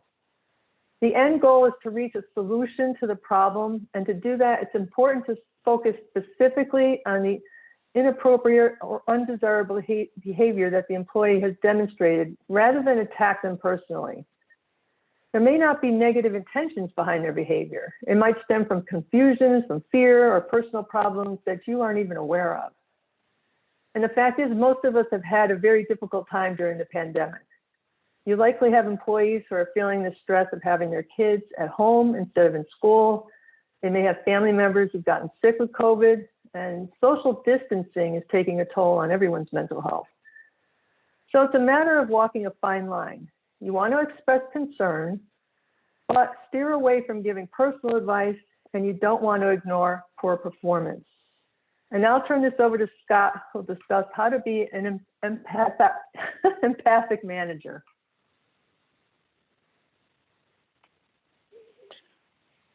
Okay, so empathy is the ability to perceive and relate to the thoughts, emotions, and experience of others. And those with high levels of empathy are skilled with understanding the situation from another person's perspective and reacting with compassion. So empathy is a key component of emotional intelligence, which is the ability to connect compassionately with others, understand them both personally and professionally. Demonstrating empathy can lead to more effective communication and positive outcomes in both home and work settings. When you learn empathy, you benefit at home as well. So it's important to remember the difference between empathy and sympathy. Sympathy is defined by really having pity for the other person without really understanding what it's like to be in their situation, whereas empathy is the capacity and ability to imagine yourself in their shoes, that you can imagine the situation, experiencing their emotions or ideas or opinions. And given that the pandemic has disrupted everyone's lives, it's really a willingness to listen to employees and show concern towards them. So why does empathy matter? Staff that are seen, that are heard, that are appreciated tend to be more satisfied with their work. Everyone wants to feel appreciated. So empathy can result in increased teamwork, decreased staff conflict, and decreased work disruption. Empathy promotes cooperation, it promotes commitment as well, in particular when you're going to have a performance conversation with an employee. So if you think of the sort of the emotional bank account concept, that when you have a good relationship with someone and it's a more difficult time, that you can draw from that emotional bank account with them. So in the book, Crucial Accountability, it's a book that talks about how one has conversations when someone has not acted in an accountable way. The author suggests that what happens before an accountability conversation is as important, or perhaps even more important, than the conversation itself. It's important for you to work on yourself to get in the right frame of mind before you have a performance or accountability conversation. The first few seconds of that interaction sets the tone, makes all the difference for what follows. And you have no more than a sentence or two to establish the climate, the way in which the conversation is going to come across. Really, the climate is formed before the conversation. It starts the moment that we think about having the conversation. In particular, if we assume the other person's guilty of a particular behavior, and we begin feeling frustrated or angry or even perhaps morally superior. So it's important for us to control the facts naturally of the story, but also our emotions, to see the other person as a person rather than as a villain. The authors call this getting your head right before you open your mouth. And I think it's a really important aspect when you're thinking of having a performance conversation with someone, is to, again, get your mind in the right frame of mind. So some statistics, about 20% of employers offer empathy training as part of management development. The HR consultancy DDI has found that individuals who master listening and responding to others are the most successful leaders, and this skill outranks all others. So the fact is that we influence each other, we build relationships with each other, one conversation at a time. And there's a offshoot of emotional intelligence called conversational intelligence, which very similarly really focuses on the way in which we interact with each other through conversations. We know that empathy is impactful because in a recent survey of 150 CEOs, over 80% recognize empathy as a key to success. And we know, again, that empathetic workplaces, they lead to stronger collaboration, less stress, greater morale, and that their employees bounce back greater from difficulties. And of course, right now, the fact that we're going through a pandemic, it demands that we are very intentional in the way we come across to our coworkers and our direct reports as well. Despite their efforts, many leaders still struggle to create an organizational culture that is based on empathy, and there's often a rift between where an organization is and where they want to be. A few more statistics. 1 in 3 workers would leave their companies for a more compassionate environment. I read an article recently that suggested that 50%, or near half, of employees will look for new work when the pandemic ends. I suspect that number's a little high, but nonetheless, empathetic workplaces will fare better if people are going to be moving around post-pandemic. We know that the importance of empathy in business is rooted in lots of data. About 50% of employees think that their organization is not empathetic. 77% of workers would be willing to work more hours if their workplace had more empathy to it. And even 60% would take a salary cut based on the feeling. So we know that a compassionate workplace is important. It's important to workplace retention. 80% of millennials would leave their current job if their office became less empathetic. So we know it's important. So it's important to pay attention, not just during the accountability or performance conversations, but it's a way to have less performance conversations, actually. So, so it's an important thing to focus on. So one way that I have seen organizations, move towards empathy is to train their managers in the concept of leader as coach.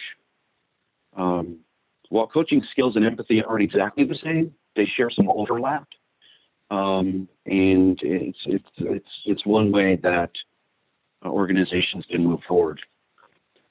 But it is a challenge. It is a challenge to create an empathic organization because it's based on the individual level. It's not something that just cascades naturally.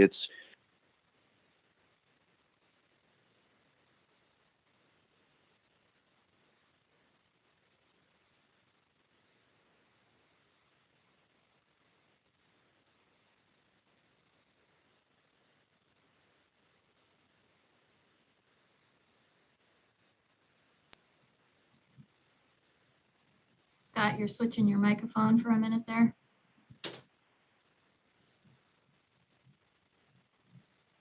All right, hold on everybody for just a second while we see if we can fix this.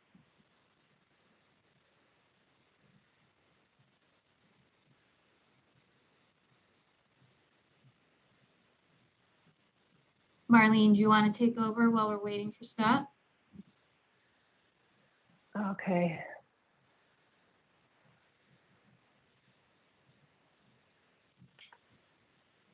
I'm not able to share my screen. Oh, okay. Marlene, I'll take the co-hosting ability away from Scott and I'll give it to you really quick. Give me 1 second. Okay.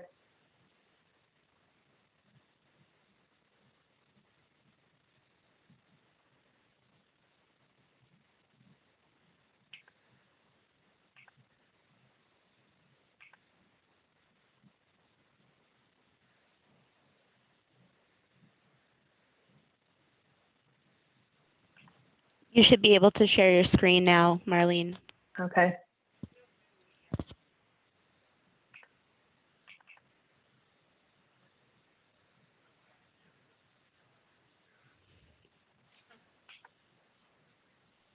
My computer just went black. Oh, here we go.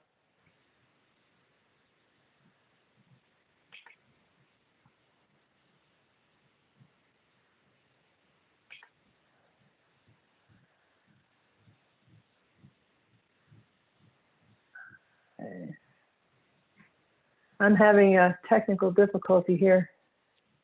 I would just press OK and then Okay. scroll down. Okay, here we go.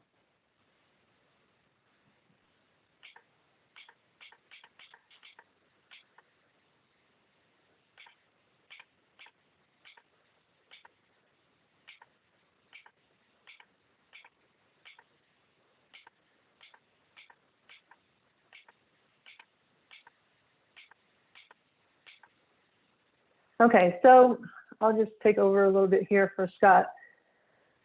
Ways to develop empathy, being attuned to other people's emotions, and really listening to people. And that's hard for many of us to do because we're too busy thinking about what we want to say. But listening to others and really being open and honest with people, sharing that you're also human and responding rather than reacting. And if you are feeling angry with an employee, it's probably best to take time to calm down and think about what you want to say rather than just reacting off the cuff.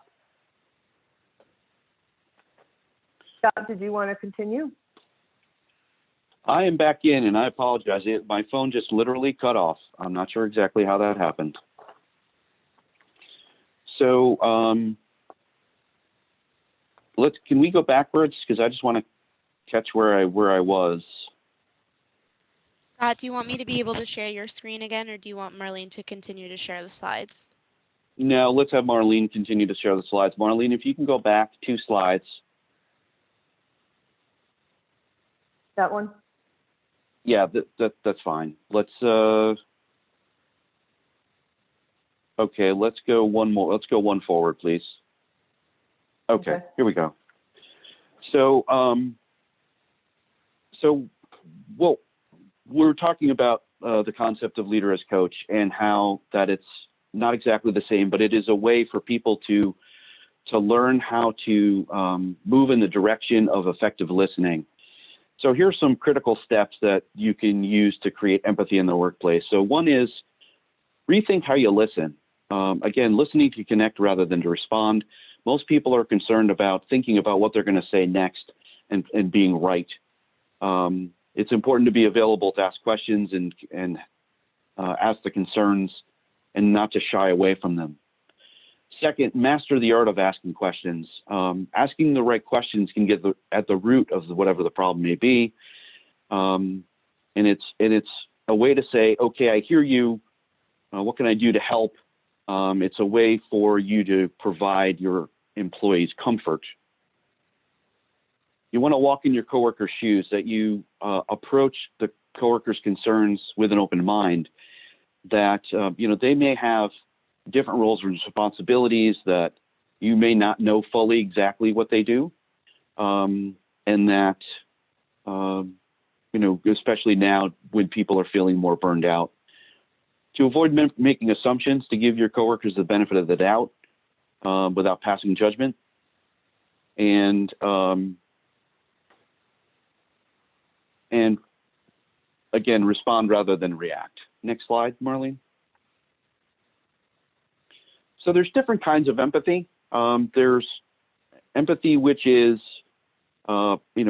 feeling for others and really experiencing similar feelings. That's called emotional empathy. And then there's something that's called cognitive empathy. So when it's emotional empathy, the empathy can wash over us. Sometimes that is deliberate, but other times that can be overwhelming. So to avoid emotional burnout, sometimes it's important to use what's called cognitive empathy, which is helping without the emotional toll, where we imagine what it's like to be someone else, but not actually take on the challenges that they have. So it's important to practice self-care and boundaries. And when a conversation gets particularly difficult, it's okay to hit the pause button to say, I think this conversation is not going in a direction that we need it to go in. Let's reschedule. Let's come back and talk about that. Next slide, Marlene. Okay, so to sum up, it's really important for you to support your staff, and there's several ways to do this.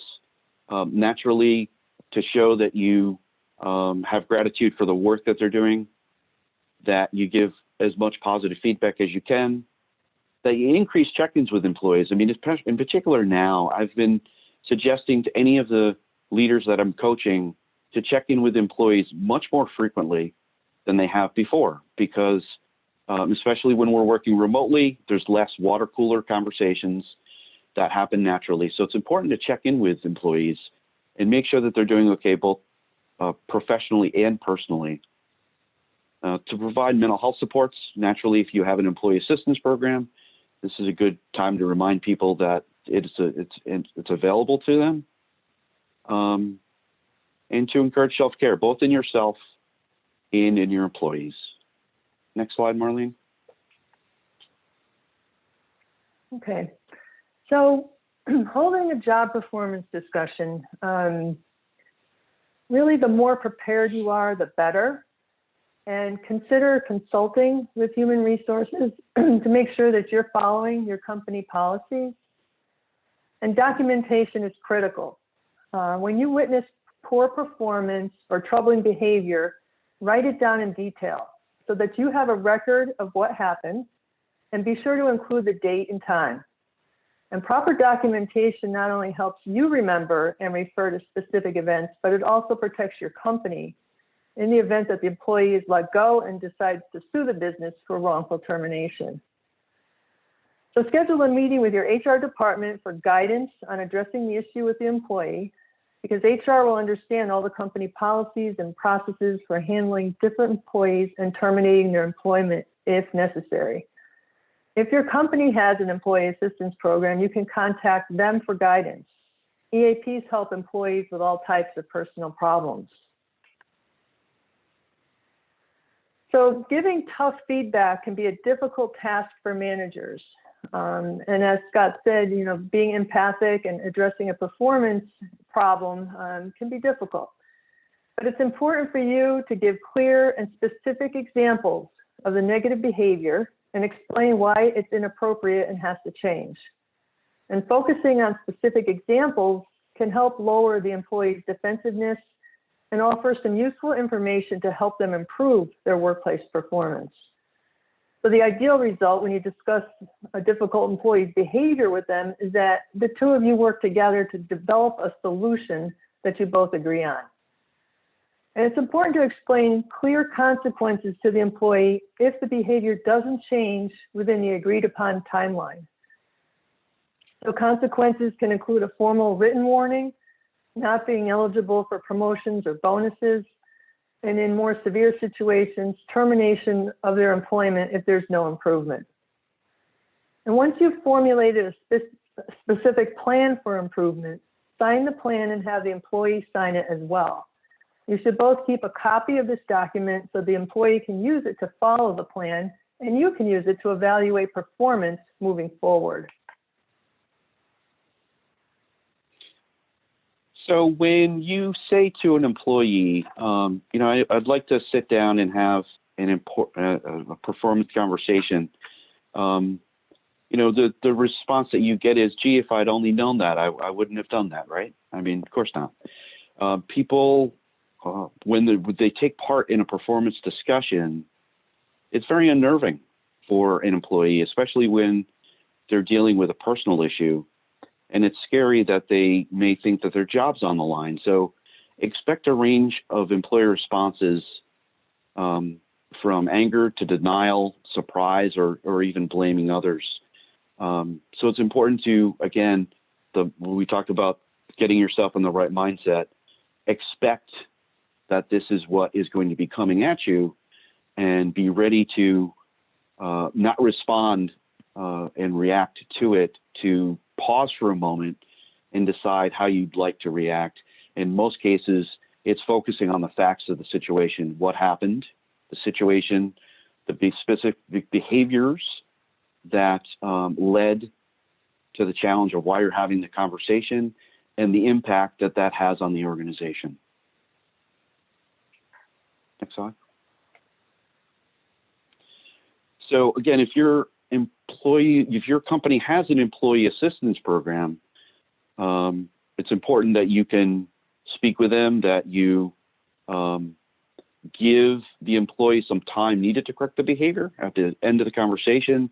If you need a change in their behavior, it's important to give them a time frame and set a date for a follow-up meeting or follow-up meetings, plural, because you're looking for a behavior change. You want to give them clear guidance on what they need to do to move forward, and check in during that time frame to see how they're progressing on the agreed upon plan, and then monitor progress. At the end, you want to have an evaluation of whether or not they have met the guidelines that you've set out. Next slide. And sometimes when people are under a great deal of pressure or stress, they might get agitated when you talk with them about their job performance. As Scott said, when people can get very nervous when they feel their job is on the line. But if the employee's behavior gets threatening, like they slam their fist on the desk, they start arguing, they get up to leave, just let them leave. In fact, when you hold a performance discussion, make sure it's in a private room and that you're not blocking the doorway. If the person does become agitated, speak to them calmly and give them some physical space. And consider checking with your EAP if you have them, because they are experts in workplace violence and in creating an empathic culture. And unfortunately, workplace violence happens all too frequently. You're concerned about meeting with the employee alone, have another manager present during the performance discussion. And some ways to minimize the potential for violence include maintaining a calm tone and being aware of your own body language. Don't provoke someone who's angry and could act out. Don't challenge them or make them feel foolish. Other don'ts are downplaying the situation or making promises that you know you can't keep.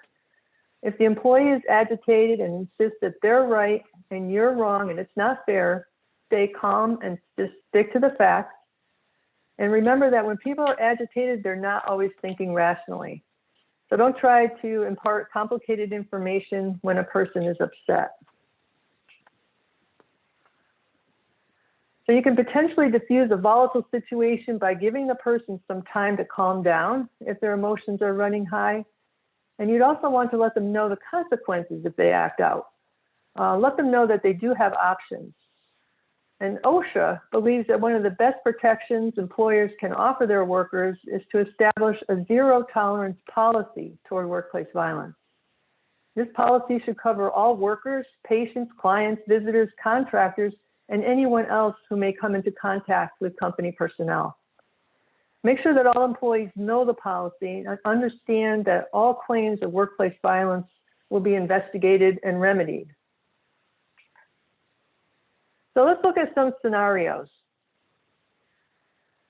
An employee has been arriving to work late for the past year. The previous supervisor did not address the problem, but now you're in charge. And you've heard through the office grapevine that this employee is caring for an elderly parent who lives with her as well as her young children. It's been a rough year for her. Her coworkers are sympathetic, but getting tired of picking up the slack, and now they are complaining to you privately. What do you do? Anyone want to answer that? You can put your response in the chat box.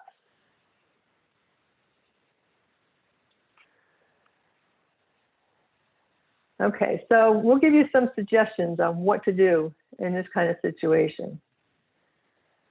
First, if you have an EAP, refer that employee to the EAP. And if not, set a time with her to discuss the lateness and ask if she has a solution. You can make your expectations clear right from the start. Let the employee know that arriving to work late is not acceptable, even if it was overlooked in the past.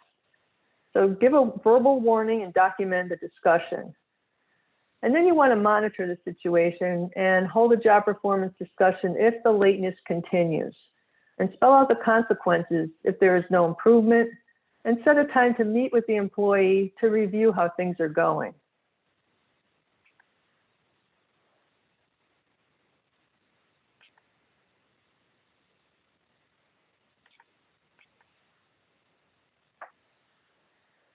Okay, here's another situation. An employee who takes a very long lunch break, and when they return, his face is flushed and he seems a little disoriented. You think you might smell the odor of alcohol in his breath. When you ask him if he's been drinking, he denies it. What do you do? And remember what we said, you don't have to know if the person is legally intoxicated, but if you suspect impairment, document what you saw and talk to the employee privately. But there's a safety and a liability risk if an employee is impaired on the job, so it's important to follow your company policy.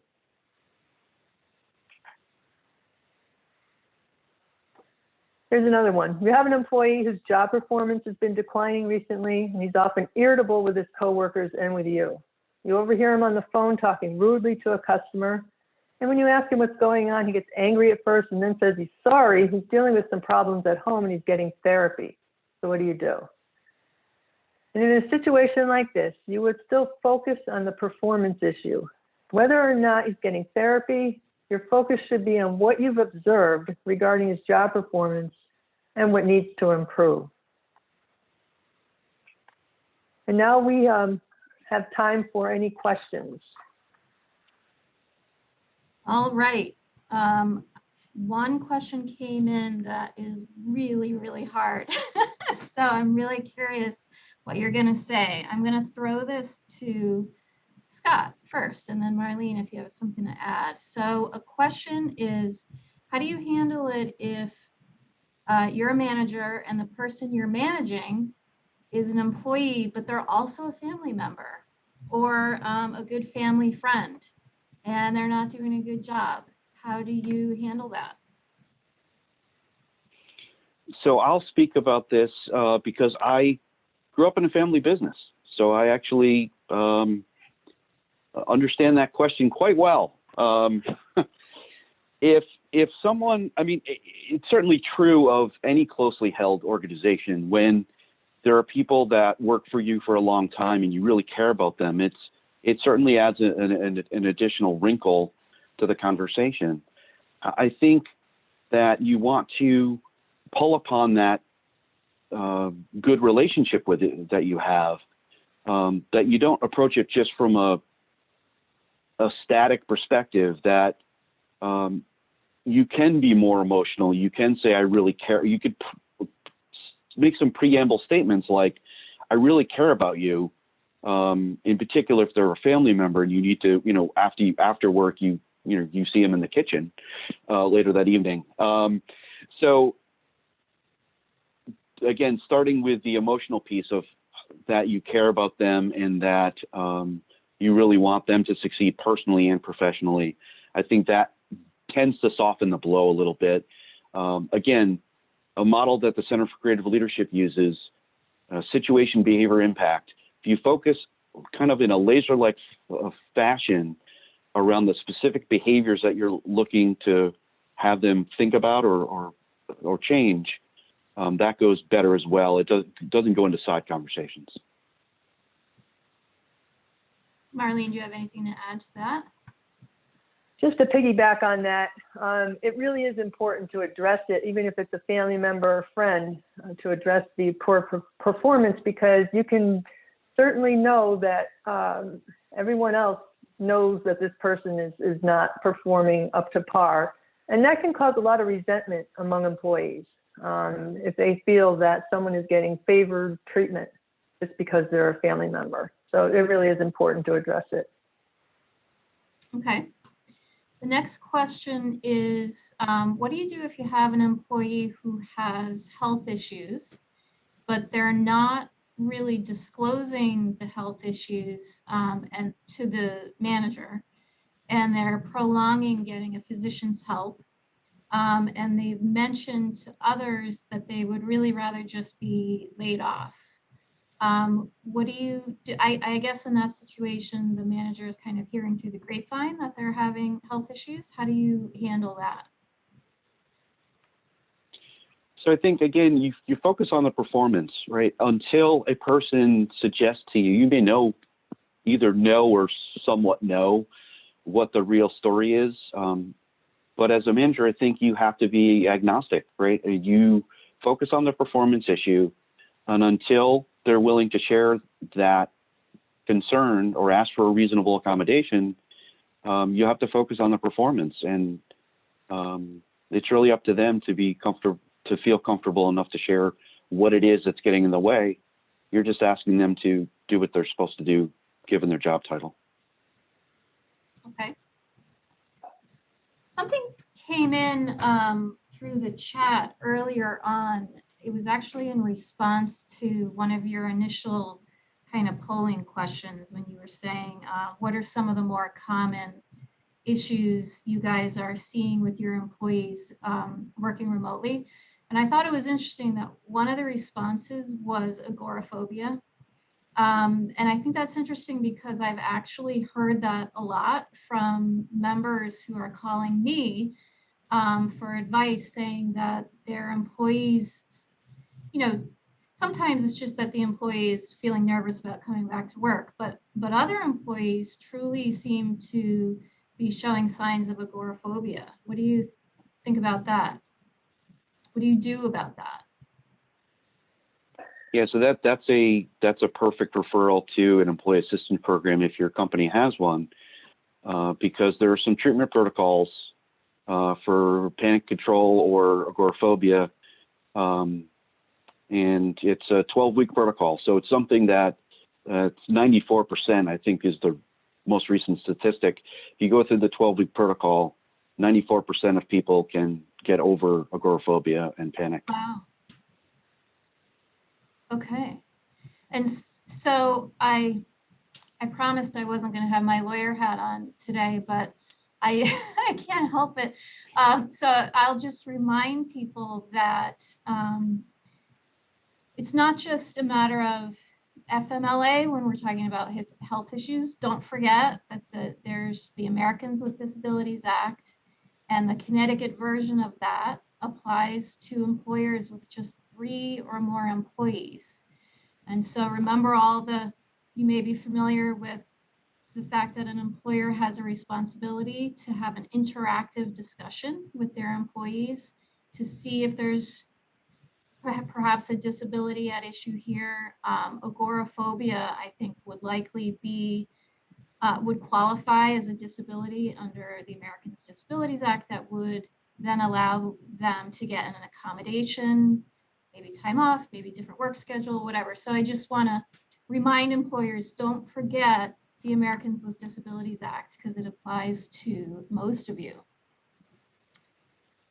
Okay, we had another question come in that was saying, here, I'll read it to you.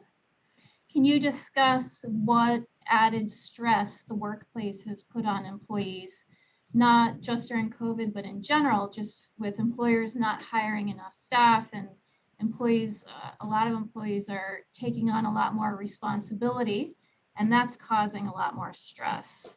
How do you recommend dealing with that? I think that managers and supervisors really need to be keyed in to how difficult things have been for employees during the pandemic.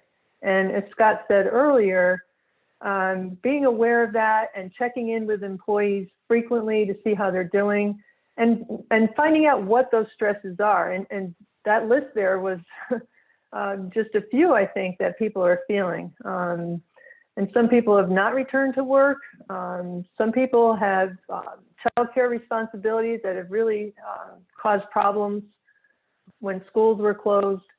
So I think it's being aware of all those things. And you still have to focus on performance, but at the same time, you need to really be open to understanding what the struggles are for people. Okay. I've got another question, but Scott, do you have anything you want to add to that? I think Marlene handled that well.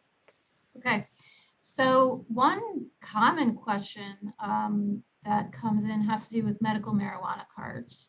And so if you have an employee who comes back from lunch smelling like weed and his eyes are bloodshot, and you as the manager confront him on that, but he says he has a medical marijuana card, does that just mean he gets a pass? Well, no. You'd want to refer to your company's drug-free workplace policy or policy on substance abuse. Even if the employee has a medical marijuana card, that doesn't mean they can come to work impaired.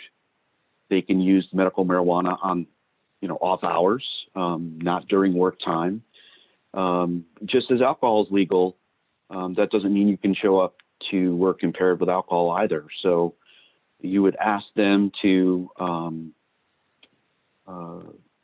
if they appear impaired, you'd use the reasonable suspicion tests that you typically use, and follow your company's policies based on that. Okay.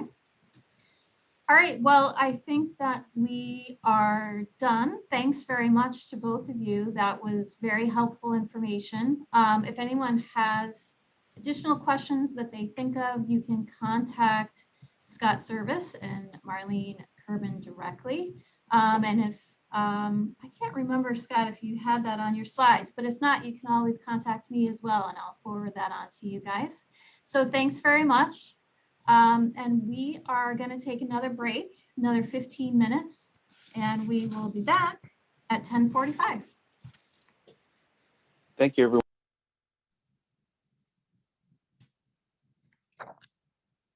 Hey, Molly, can you just confirm that you can hear me?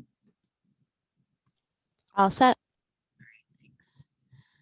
All right, we will finish up with our final topic, and that's going to be effective performance messaging. And that's something that our other speakers have touched on to some extent. We're going to do a deep dive on that though now, because really giving a good and effective performance evaluation and giving effective and empathetic feedback is really probably one of the most important jobs a manager has. And so we really want to kind of go into that in detail. And the person we have that's going to talk about that today is Lisa Rabinovitz. And she is the founder and president of LR Business Solutions, which is a human resources consulting firm that partners with really a wide array of both for-profit and not-for-profit organizations, from small family businesses to Fortune 500 companies. She was raised in a family business and has over 25 years of human resources and employee relations experience, in addition to traditional and consulting capacities. Her roles have ranged from an HR department of just one to leading the HR function. And currently she's supporting Trinity College in an interim basis. So of particular relevance today and during these times, Lisa's experience includes responsibility for employee relations programs and the development of comprehensive pandemic and crisis management plans for a large Fortune 500 corporation. So there she also led the HR response to dozens of crisis and public health events across the United States. Lisa is certified as a senior professional in human resources and in adult mental health first aid. And she holds a bachelor's degree in human resources, an MBA in entrepreneurial thinking and innovative practices, and is a longstanding member, as maybe hopefully many of you are, and past president of the Human Resource Association of Central Connecticut, HRACC. So on that note, I'll turn it over to you, Lisa. Thanks for coming and good morning still. It is still morning. Yes, thank you. Good morning, everyone. Thank you, Diane, for the warm welcome and the invitation to participate in today's workshop. It's been a fantastic morning so far with some really great presenters and content that I think flows well into sort of the performance messaging space. So before we dive into the real detail of the performance messaging, I'm going to share my slideshow. Hopefully everyone will be able to see this effectively in just a moment. All right, hopefully everyone can see that. We're not seeing it yet, Lisa. I think you just have to do your share screen at the bottom of the Zoom.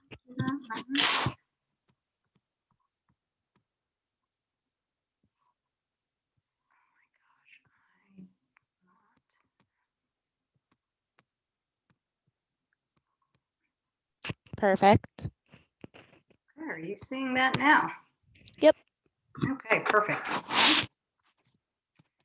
So I'm going to start a little bit at the beginning. So the first comment, I think, is just recognizing for everyone in attendance how challenging it is to supervise other human beings.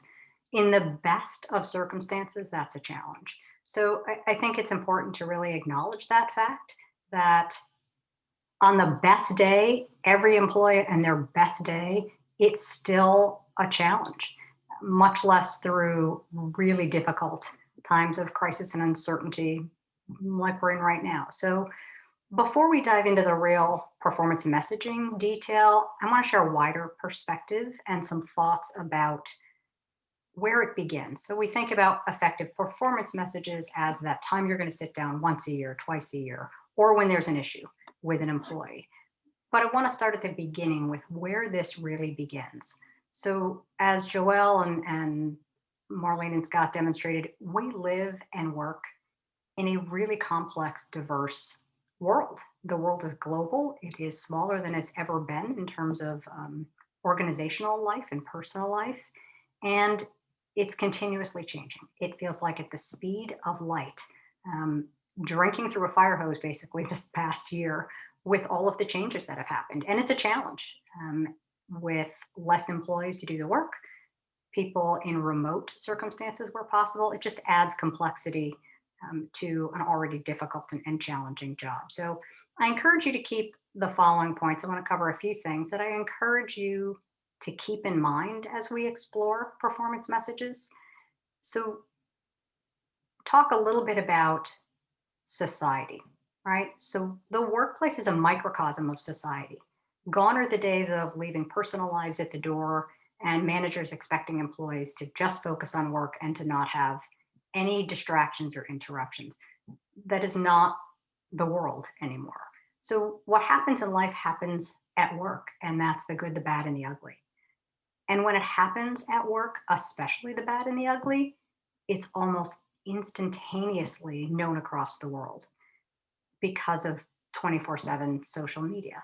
So it adds a level of complexity for supervisors and managers that is this videotape always running in the back of your mind about how is this going to play out to customers, to the public, to our employees. So it makes decision-making even more challenging, knowing that there's no buffer. If you make a decision and that decision and those implications are immediately broadcast. So I think it's important to start at the beginning and realize where performance messaging starts. A good example of that is one decision at Starbucks that people may remember. Someone decided to call the police when a customer came in and sat down before ordering something. That one split second, probably, decision created a visible gap in alignment between organizational values and the words and actions of that one employee on that particular day in that particular instant. So it's never been more critical to align organizational values with our actions and our decisions. Not that they weren't important before, it's just now public, which makes it a little bit more challenging. So as supervisors and managers, you represent the face of your organization every single day to employees. So you bear the brunt, frankly, of that perceived alignment or misalignment. And that's through everyday interactions. These things don't necessarily happen overnight. Sometimes they do, but it can be a long-standing perception in an organization that either you're well aligned and you have good leadership and you walk the talk, or sometimes you don't. So you are both that organizational ambassador and the employee, coach, mentor, cheerleader, teacher, principal, parent sometimes. So I encourage you to keep that perspective in mind as we begin to talk about the more specifics of performance messaging. So discussion topics. It's a really dense topic that we could spend the entire day discussing, frankly. So we're going to touch on a few different things, some really critical points that I've seen in my experience get the most questions and be the most challenging for supervisors and managers. So where does it all begin? As we talked about briefly, it sort of begins with you. And the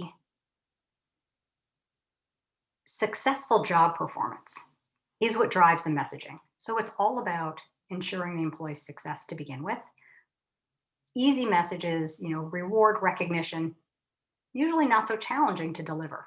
It's when performance doesn't quite meet expectations where it really becomes more of a challenge. So we'll talk about some effective performance management strategies. We'll focus a bit more on those performance improvement or alignment messages, because that's typically where most people have questions. We'll explore sort of some common truths about fairness, equity, and consistency. Then we'll talk about best practices in communicating performance messages. And then we'll talk a bit about just the impact of crisis and change and uncertainty and what that means for delivering and frankly, determining performance messaging. And then we'll have some time for questions. So your role in successful employee performance really is about your representation at the outset. Starts at the interview stage, frankly. If you were the one hiring the employee, as soon as that employee is interviewed, you're having that conversation with the employee, you're assessing, is that employee going to fit? Your culture, your values, how your organization defines success, how your organization, what your business model is, pardon me, business model, she tried to say, which means how do you make money? What is your organization's strategy for revenue? So that you understand those strategic goals, what resources and capabilities do you have at your disposal? And what are the opportunities and challenges that you see? So the more you understand that information about your own organization, the better able you are to translate that to employees so that you can mentor, you can build the knowledge and skills and the employee engagement, frankly, that will lead to successful employee performance and retention. Because your goal when you bring someone on, or if you're managing someone who's been there a long time, your goal is engagement and successful employee performance so that you can meet your goals and your organization's goals. So how do you do that? The first step, once you have that organizational framework, is to really define your job. You've heard several, both Joelle and Marlene and Scott talk about job focus. So it's about the job always, rather than the person's personality. It's about the job function. You hire someone to do a particular function. So we want to make sure that you have that function clearly defined. If you go into a job, you want to know, okay, what's the purpose? How do I know I'm succeeding? How do you define success for the organization and for the employee so that the employee understands what those requirements are? What do I need to do to meet requirements? What do I need to do to exceed requirements? And what does failure look like? So that the employees know the bumpers before you get down the road and say, okay, I'm going to measure you. Measure against what? So that piece of communication and definition is really important. Then your policies and practices. Why do you have them? Frankly, do you have written policies and procedures? You may not. They're not required in all situations. There are some laws that require it, but if you're a small organization, you may not have written policies, but you have practices, you have precedent. How have you addressed things in the past? What is the norm? And what is your purpose for having those? If you have a policy, why? What's the purpose of having the policy and how is it implemented and how is it helping the business and how is it supporting the employee and providing those bumpers for the employee to know what are accepted practices here? How should I get task A completed within the cultural framework of this organization? And then finally, your performance messaging. How are you going to assess performance? How are you going to monitor performance? And by monitor, I want to clarify that. I don't mean monitor as in physically monitor a performance. There are some situations where you are physically monitoring, how much time someone spends on a call. By monitoring here, I mean making sure you understand what is it your employee is doing. You need to understand the jobs you're hiring people to do. So monitoring their performance, measuring against those clearly defined job goals, assessing their performance. How are they meeting the determined goals? Are they measuring up? Are they not measuring up? How are you going to assess that? Your job description needs to be clear enough so that you have an objective way to measure that. That if you said to the employee, okay, we expect you to have, 60 calls in an hour in a call center. How are you going to measure that? If you don't have a way to determine how many calls they take, how are you going to measure that? You could make a goal, but you have to be able to measure the success. And the employee has to be able to measure their own ability to achieve those goals. So that's a really important point. And then you want to coach. You're also coach and mentor. So your communication should be regular and recurring. And you coach as you go along. You see somebody starting to go a little bit the wrong direction, you talk to them about it, and you talk about what the expectations are, and you provide that guidance, any resources the employee may need, you provide that and you recalibrate. So performance and behavior. So both of those matter. And we'll talk a bit more about that in a few slides. So then we talk about effective performance management strategies. We talked a bit just now about clear job requirements and expectations. Most of you have probably heard the acronym SMART is specific, measurable, achievable, realistic, and time-bound. That's just a really good acronym for making sure that when you have goals, which you probably have set out, may not be in writing, may not be formal, doesn't necessarily have to. When you set those goals, for example, annually with an employee, make sure that you kind of walk through that and say, how am I going to measure? Because a lot of what creates friction, frankly, between employees and managers in those conversations is a disconnect. When an employee reads this is a job requirement, what their expectation is and yours may not align. So having really specific goals that are measurable and agreed upon holds the employee accountable at the outset. So you make sure you agree on what those expectations are first. If there's some disagreement there, the employee doesn't quite understand, that's where your negotiation skills come in and your education skills. You help the employee understand, you answer questions, and that's a continual process. I also recommend regular feedback.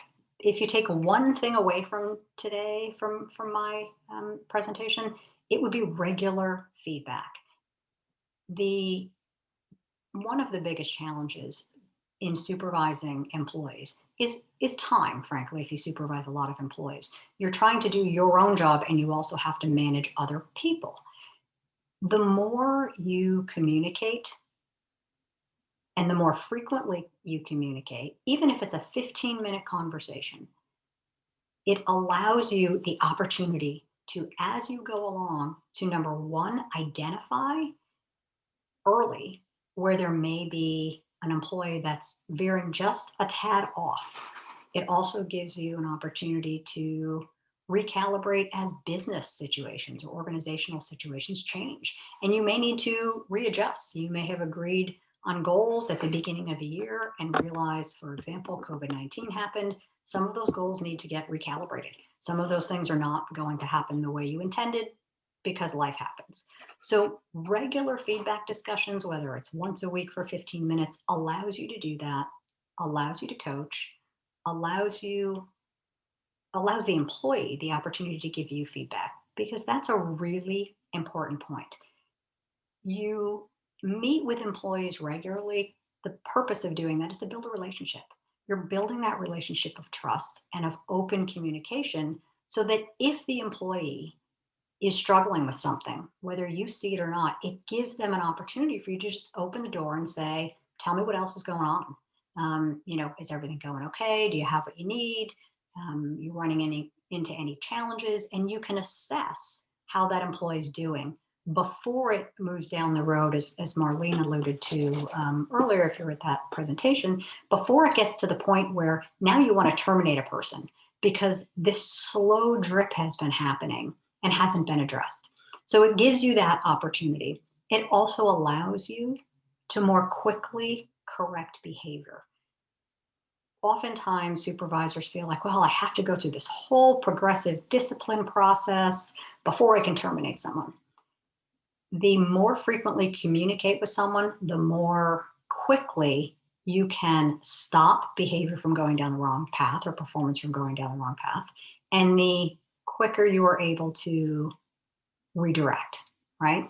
And if the employee is not right for a position or you hired someone, it does happen. Life changes, people change, perspectives change, organizations change.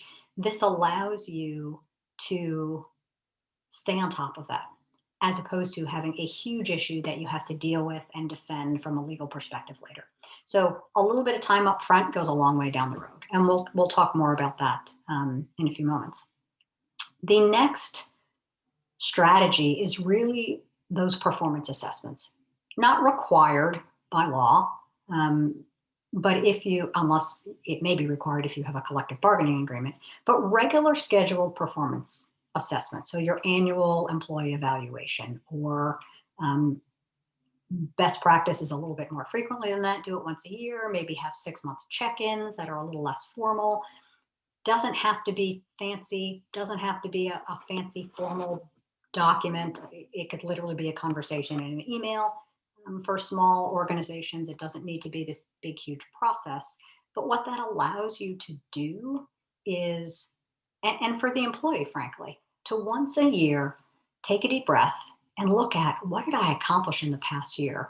Oftentimes we go about our day-to-day lives and we're moving at the speed of light, drinking through the fire hose, and not really seeing all of the things we accomplished. We tend to see what we missed and what we need to improve, but we're not seeing the volume and the critical contribution that we made as employees of an organization. What did we contribute? So the once a year assessment is just sort of take a breath and really look at, wow, look what we accomplished together in this past year.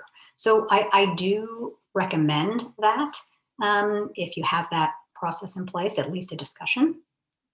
And the outside of that, that's the more formal schedule process.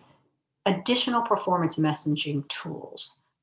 I'm focused a bit more on the performance improvement, or when an employee starts to veer off, because frankly, delivering positive employee message is generally easier.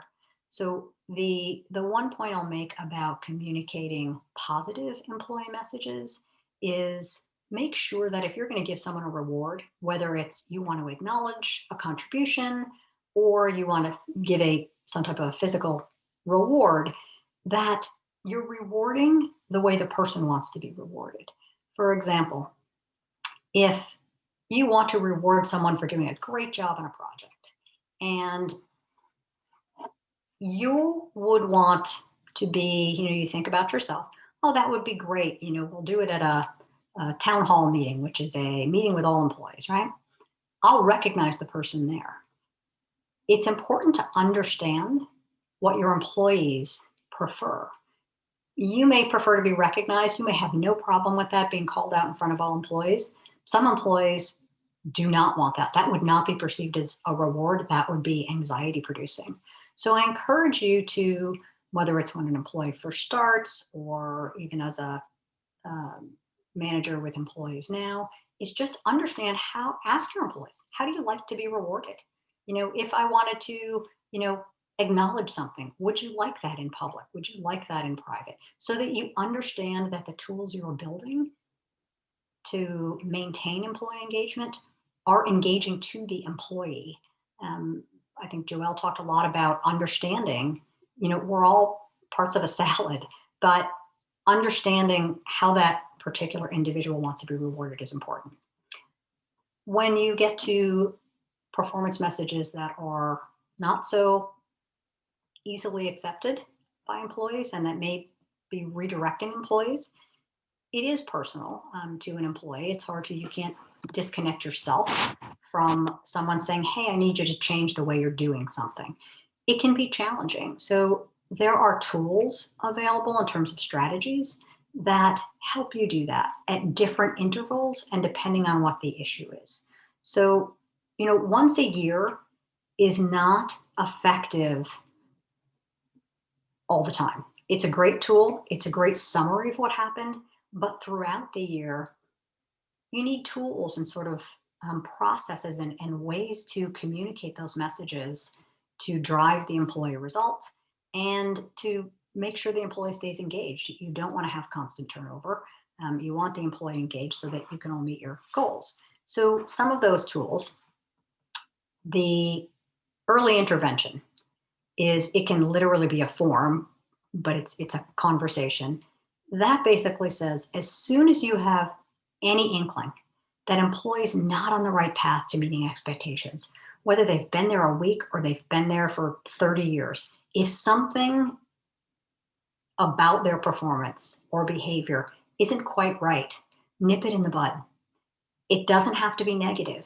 And this is where those regular recurring feedback discussions are important, because you can address these small things in a regular way as part of your ongoing feedback discussions, so it doesn't turn into a big, huge issue later. So I encourage you to do that. It can be a really effective mechanism to just course correct. It's not discipline, it's just providing some bumpers and giving the employee an opportunity to help you understand why they might have veered that way. Perhaps they veered a certain direction because of something you said or didn't say, and they made an assumption, or you made an assumption. So it helps provide that clarity.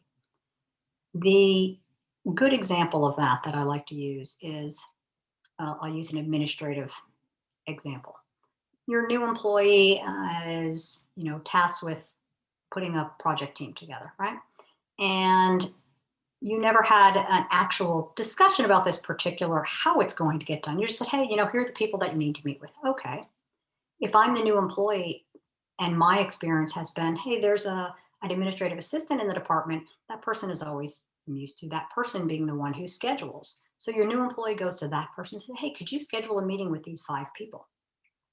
Your organizational culture may not be that. So the person did what comes naturally to them based on their experience, because they didn't have any reason to think otherwise, and it didn't occur to them to think otherwise, and it didn't occur to you to provide that sort of cultural insight to the employee. It's natural, it's part of human nature.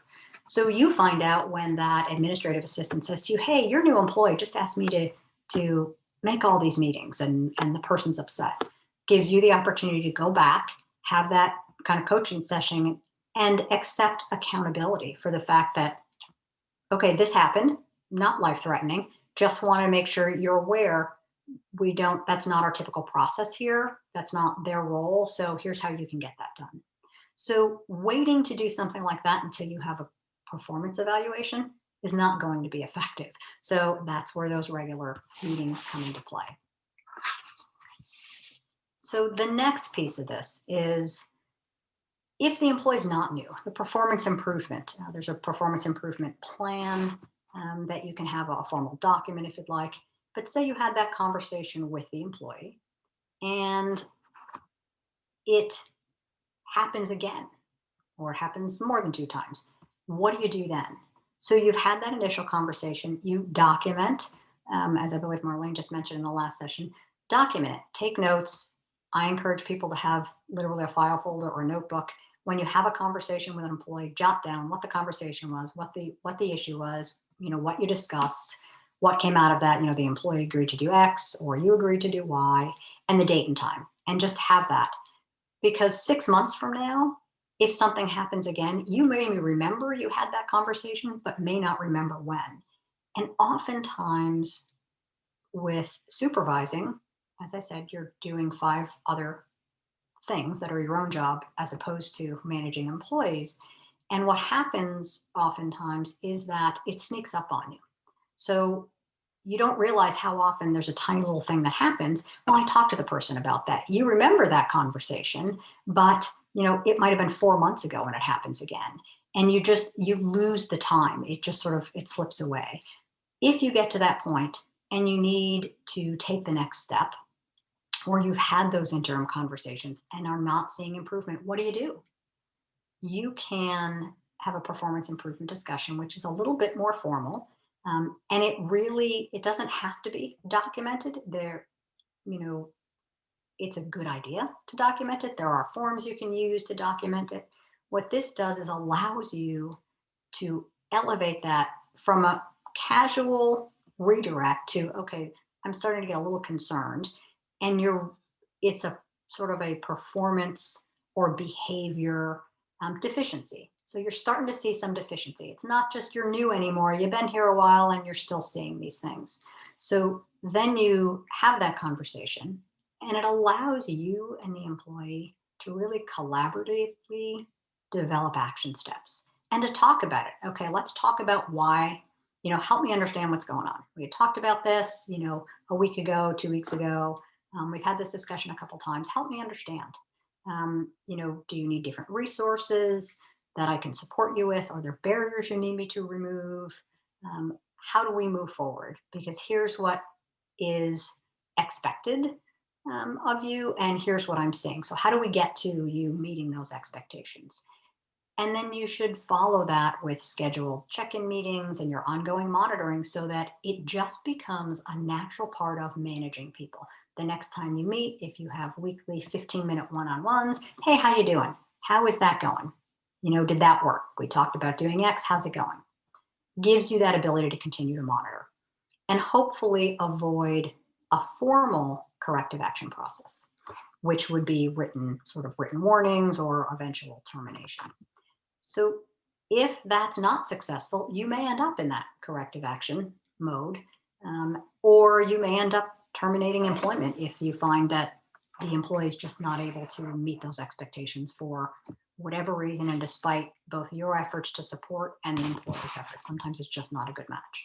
So those tools, whether they are formal tools or just discussions that you document, you can just have a discussion and email the employee afterwards that, hey, just confirming our discussion. Here's what we agreed to. Let me know if you need anything. Our next meeting will be X. And we'll talk about it again. Let me know if you need anything in between. That process of having those regular assessments, having those regular feedback discussions, and using some of those early intervention and improvement tools allows you to keep the employee engaged and keep the employee accountable for their behavior and hold yourself accountable, frankly. So the next piece in this puzzle is really the leadership and culture and employee value proposition. You are representative of the leadership of the organization because you're the face of it, right, to the employee. And the culture of the organization, you are a cultural ambassador. The employee is looking at their perspective, which is, what's the value proposition? Why do I want to work here? Do I want to work here? What's in it for me? So you're balancing those two perspectives. So you're that coach and mentor. You're also the leader and the cultural ambassador to that employee. So the more often you have those conversations and identify any challenges, the more successful you will be and the employee will be, hopefully. So let's talk about, now that we have some processes in place, I get a lot of questions about the concept of fairness. So if people want life to be fair, and I think it is a challenging concept for many people, especially in the supervisory world, that we make the assumption everyone wants to be treated fairly. So I would ask you, feel free to put your comments in the chat box. Is that true or false? Does everyone really want to be treated fairly? Is that an appropriate expectation, right? Good point. Karen's talking about taking personal feelings into account. That is true, and this is where perfect lead into this fairness topic. So truth, whoops, I apologize, I don't know what I just said. So most people want to be treated fairly. I mean, who doesn't? The challenge with fairness is the definition and who defines it and what it means to you. The definition of fair is different for us all. So as defined in the dictionary by Merriam-Webster, it's impartiality and honesty. It's free from self-interest, prejudice, and favoritism, right? Sounds perfect. But then when you think about it at a 30,000-foot level, bad things happen to good people. So life isn't really fair. So is fair really appropriate? Do we really want someone to not have any prejudice? And by prejudice, to me, prejudice gets misinterpreted sometimes.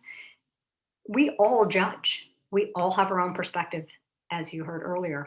We are the compilation of our life's experiences and knowledge and wisdom, right? So we all view the world through a certain lens. That is what it is. I say we're all unicorns, and that's a wonderful thing for a lot of reasons. So life isn't fair, but there is an alternative to that.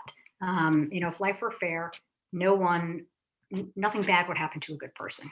So let's talk a bit about, I'm going to back that question up. Before we answer this question, I'm going to add one more comment. An example of fair, right? Fair is in the eye of the beholder. A good example of that is maternity paternity leave, where you see oftentimes people who are not parents, either by choice, by age, for whatever reason. I'm not a parent, don't plan to be a parent. Most organizations have maternity leave or paternity leave, right? So one of your peers has a baby, they get some time off. That's great. The challenge is if I am a person who doesn't want to have children, well, why do I not get a benefit of time off? So there's that fairness piece of it, right? So let's talk about equality. Most employees want to be treated equally, right? You'd think everyone wants to be treated equally. You want equal treatment so that we all are the same, all treated fairly. When you look at that, dive a little deeper, not always true. The difference in equally is that most people want to be treated equitably. So we want to be treated appropriately for the situation, right? Good example of that is a points system in a contact center. So someone in the chat just said something about another person has to pick up the work of the other person on maternity leave. That is a perfect example. So all isn't equal, because what happens when one person gets a benefit and another one doesn't? It's all in that perception, right? It's people's opinion. When you treat people equitably, the difference is really, I say, humanity and circumstances. You, regardless of individual circumstances, if it's equal, right?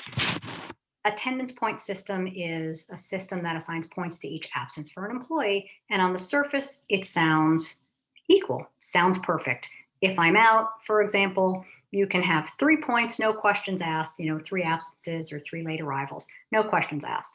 And then you, at some point, are able to say, okay, in the 4th absent, it starts progressive discipline. But in reality, what if that 4th instance was someone's spouse passed away and the person didn't call and didn't show up? Do you really want to terminate that person? Probably not. So there's a difference there between equal and equitable, right? I'm going to skip this one. Employment laws are very complex. That is not up for debate. There's a lot of them. They conflict. The laws and regulations, a lot of people make the assumption that employers don't have the right to do that. You have to treat everybody exactly the same. You can't take those personal things into account. Most employment laws do not bar an employer from having practices. They just bar you from doing things that violate laws. So you can't discriminate against people because they have certain protected characteristics. But otherwise, employers are free to make the policies and practices that are required for their business. The key is making sure that your practices are consistent. Many policies and practices and performance actions violate employment laws. They're perfectly well-intentioned, but they violate something because of the complexity and the nuance. So I encourage you to seek expert guidance before you make a decision. So that's the employment law perspective. So then, one second. The next step really is talking about how do you deliver those messages, right? Preparing your message. What's your rationale? Do you have fact-based supporting job-related data? Make sure that you do. Understand what policy or practice or values are implicated. Is it aligned? Is what you're about to do aligned with walking the talk? Does it go with what your value system at the organization espouses? Who's going to deliver the message? Typically, it would be the direct supervisor that delivers that message. When to do it, timing. You don't want to deliver a performance message, whether it's an evaluation. You're not going to do it in front of other people. You want dedicated time where you don't have distractions. You're not looking at your phone. You're not checking your email. And you want to make sure that what you do is consistent and equitable and legal and necessary for the job. It's about the job.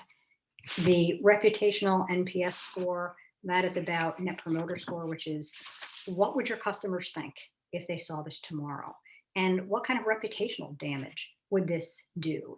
If this were on the 6 o'clock news or out on social media, how would that play out? And it's just a way to look at your own decision making and see whether it makes sense. Does it come up to snuff for you? If you can defend your decision and it makes sense and you think it's rational and fair, that's great. So then crisis management. You want to make sure that you anticipate the employee response before you take action and before you have that performance discussion. How do you think the employee is going to react?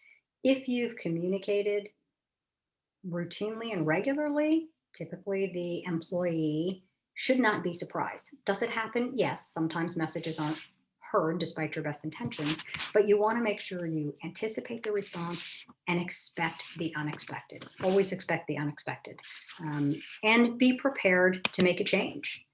Have your talking points, have your data. As I said, make sure it's private, no interruptions, and don't leave your humanity at the door. You are a supervisor and it's challenging, and it is hard to not go in sort of all steeled, ready to here are my notes. This is what I'm going to do. Take a deep breath first, be your human self first. Make sure you treat the person with dignity and respect. Listen, be open to feedback, and accept accountability. If the employee says something like, well, you didn't say that, and you get defensive, it makes that discussion harder.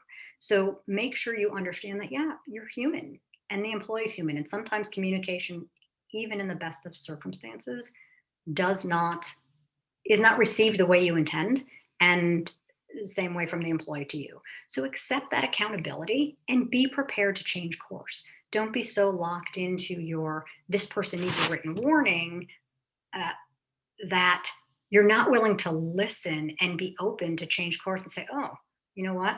I didn't know that.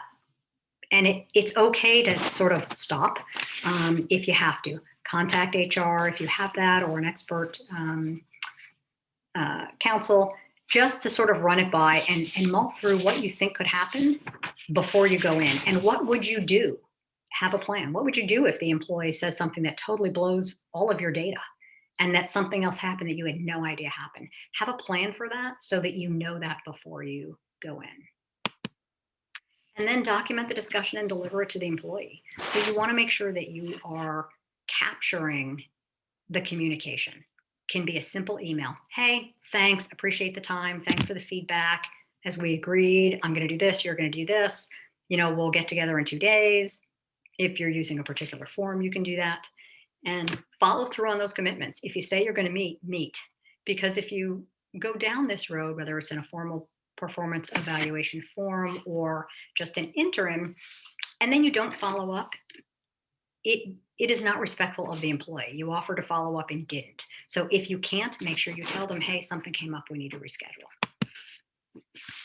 And finally, really just lessons from crisis management. The impact of COVID-19 has been huge, as we've talked about this morning. And we can't undo that, but through all of this change and uncertainty, it creates a lot of stress, a lot of anxiety. It impacts employees' coping skills, their functioning, their productivity.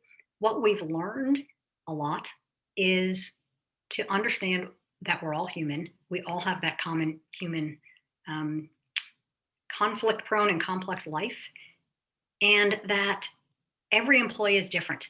Don't make assumptions. For a lot of us, this is a perfect example, the video call, right? Some people aren't going to put their camera on, and people make assumptions about why not. Well, they may not, because they don't live in a place that they want you to see. So we've learned a lot.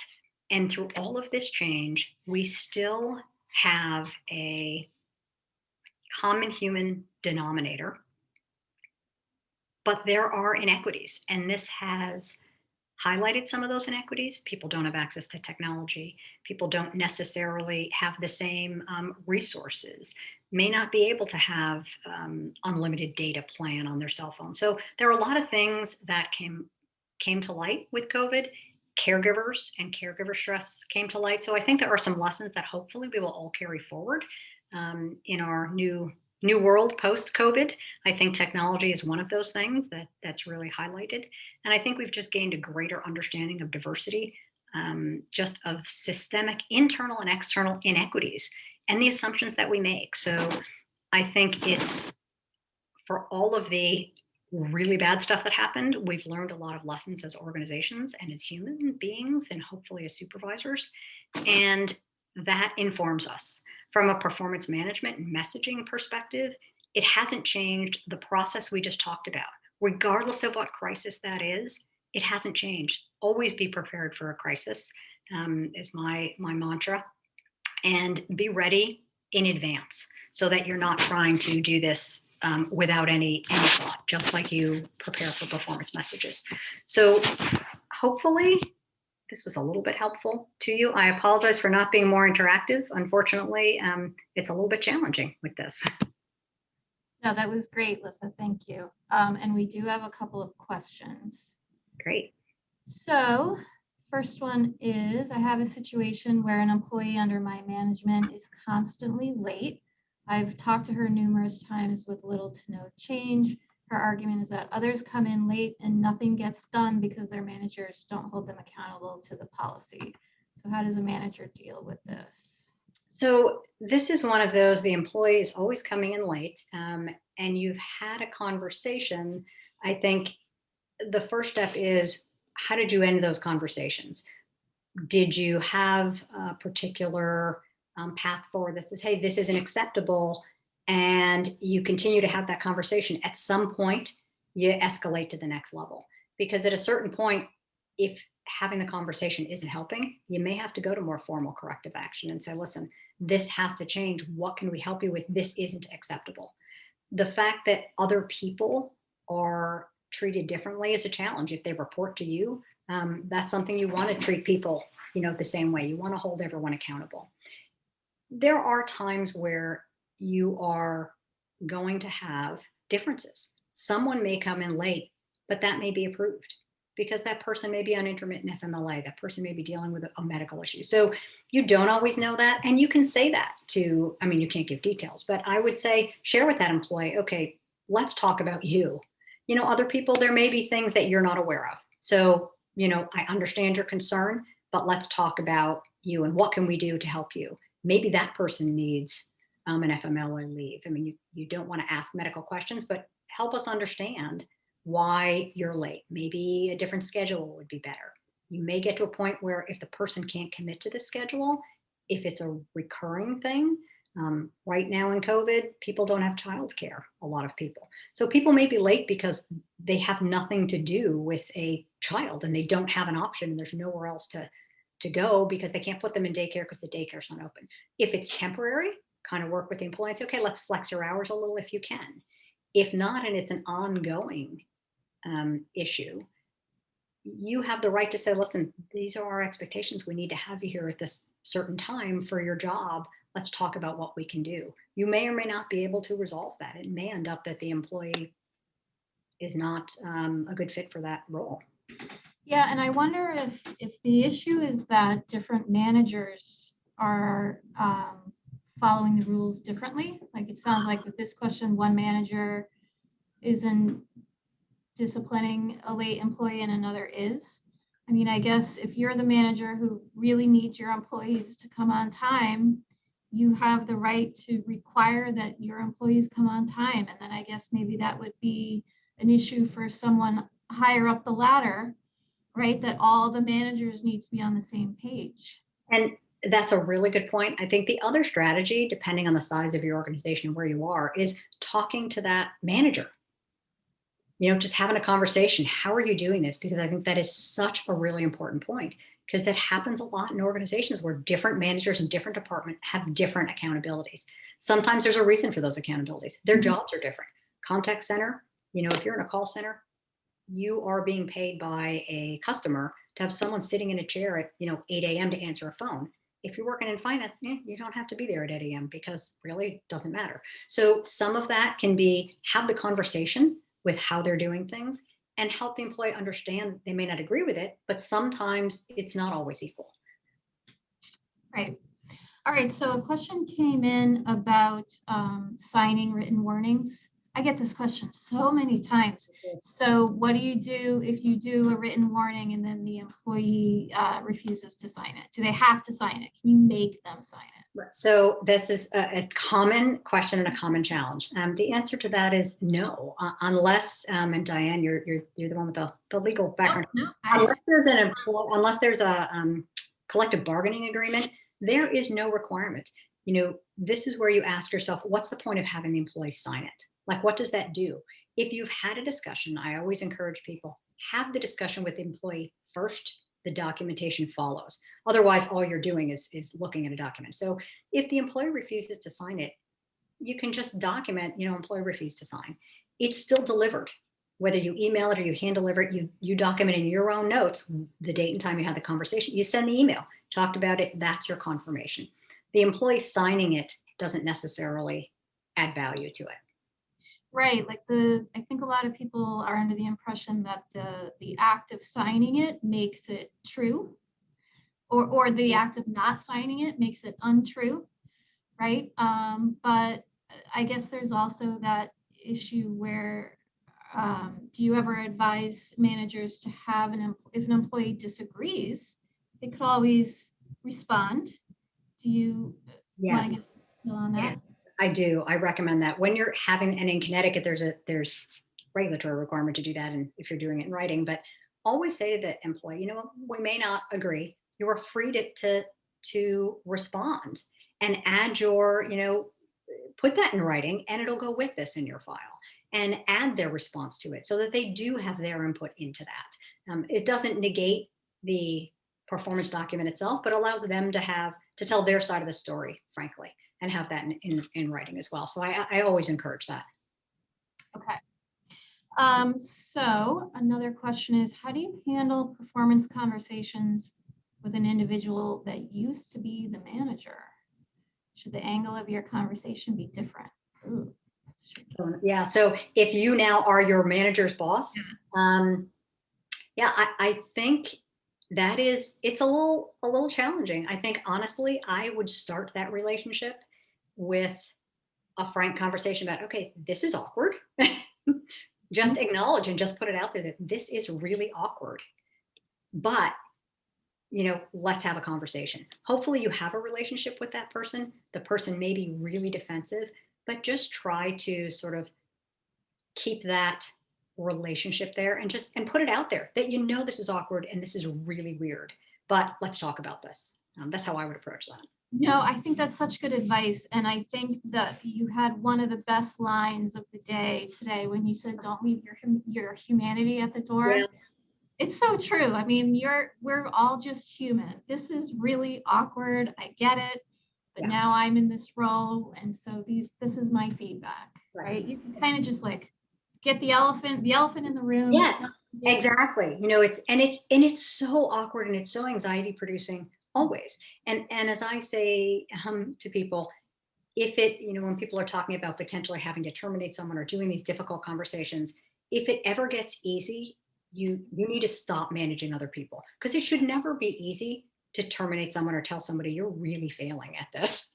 I'm willing to help you, but this is not working. If that ever gets easy, you're in the wrong job. Yeah. Okay. What about questions about the word just escaped me, where you give a verbal warning before a written warning? Progressive. Yes, progressive. Yeah. Thank you. So is that required? Should you always do verbal before written? No, that is not required unless, again, I'm going to always throw that caveat, if you have a collective bargaining agreement, or you have a policy that says you do something. I encourage people not to be really hard in a policy, because anything you say can be used against you in a court of law, frankly. So especially if you put it in writing. So employee handbooks have been known to, actually be your undoing. if they're done poorly. If you don't follow what you say you're going to follow, sort of to that equity discussion, it becomes a challenge. So my perspective on progressive discipline is, what's the purpose? The purpose is you want the employee to succeed. So if it's something like, okay, the person who asked the administrative assistant to book something, okay, that's a verbal, it's not formal. It's like, listen, hey, just FYI, you need to do this. If someone, stole something, or someone, had a really angry outburst and, became violent, you're not going to do a verbal warning. That person's going to be gone probably. So it's situational. So it doesn't always have to be, but when it's something that is early on, yeah, give them notice first. Put yourself in their shoes. Would you be surprised? Like if someone just gave you a warning, it's the severity of the offense, I think, that drives whether there's a verbal warning or whether it goes from verbal to written to final written determination. It's all based on the severity. Yeah, and so I'll just emphasize there what you just said. I think this would be more of an HR professional's role, but I think they're often under the impression that the handbook should be extraordinarily detailed, and really it's kind of the opposite. Do you agree? So exactly. I never really recommend those policies where it says on your first offense we'll give you this, and on your second offense we'll give you that. You want a little discretion, am I right? Exactly. That is exactly. And that's to my example about the call center. This is exactly what happened, because it was an organization that had 1, 2, 3 strikes. And when you looked at their progressive discipline, and it's not that people write these policies with poor intent. They intend it to be, okay, we want to be equal, but life isn't equal. There are going to be exceptions. And if you write a policy so detailed, it doesn't allow you to account for that. So I do encourage people to just be very general. When appropriate, we typically try to use this. The other thing is, you don't have to have it in writing. Don't write it. You don't have to. I mean, you still have precedent, but just be general about it so that you have the flexibility, or write into the policy that it depends on the circumstances. We do this. We generally attempt to do this, but there are times when it's not appropriate, and we may skip some steps. Right. Okay. Well, thank you very much. That was very helpful. That was great. And so this is actually we don't have more questions. This will bring the webinar to a close. I guess I'd just like to leave all of you in the audience with one idea that I hope you keep in mind.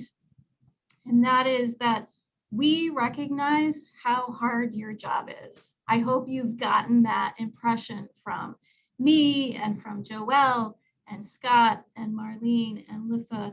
It is really difficult to manage other people. And so when we've emphasized in the webinar, it's important to have empathy for your employees and to put yourself in their shoes as you're trying to manage them. Same goes for us. We at CBIA and all the presenters, we empathize with you. We know it's hard.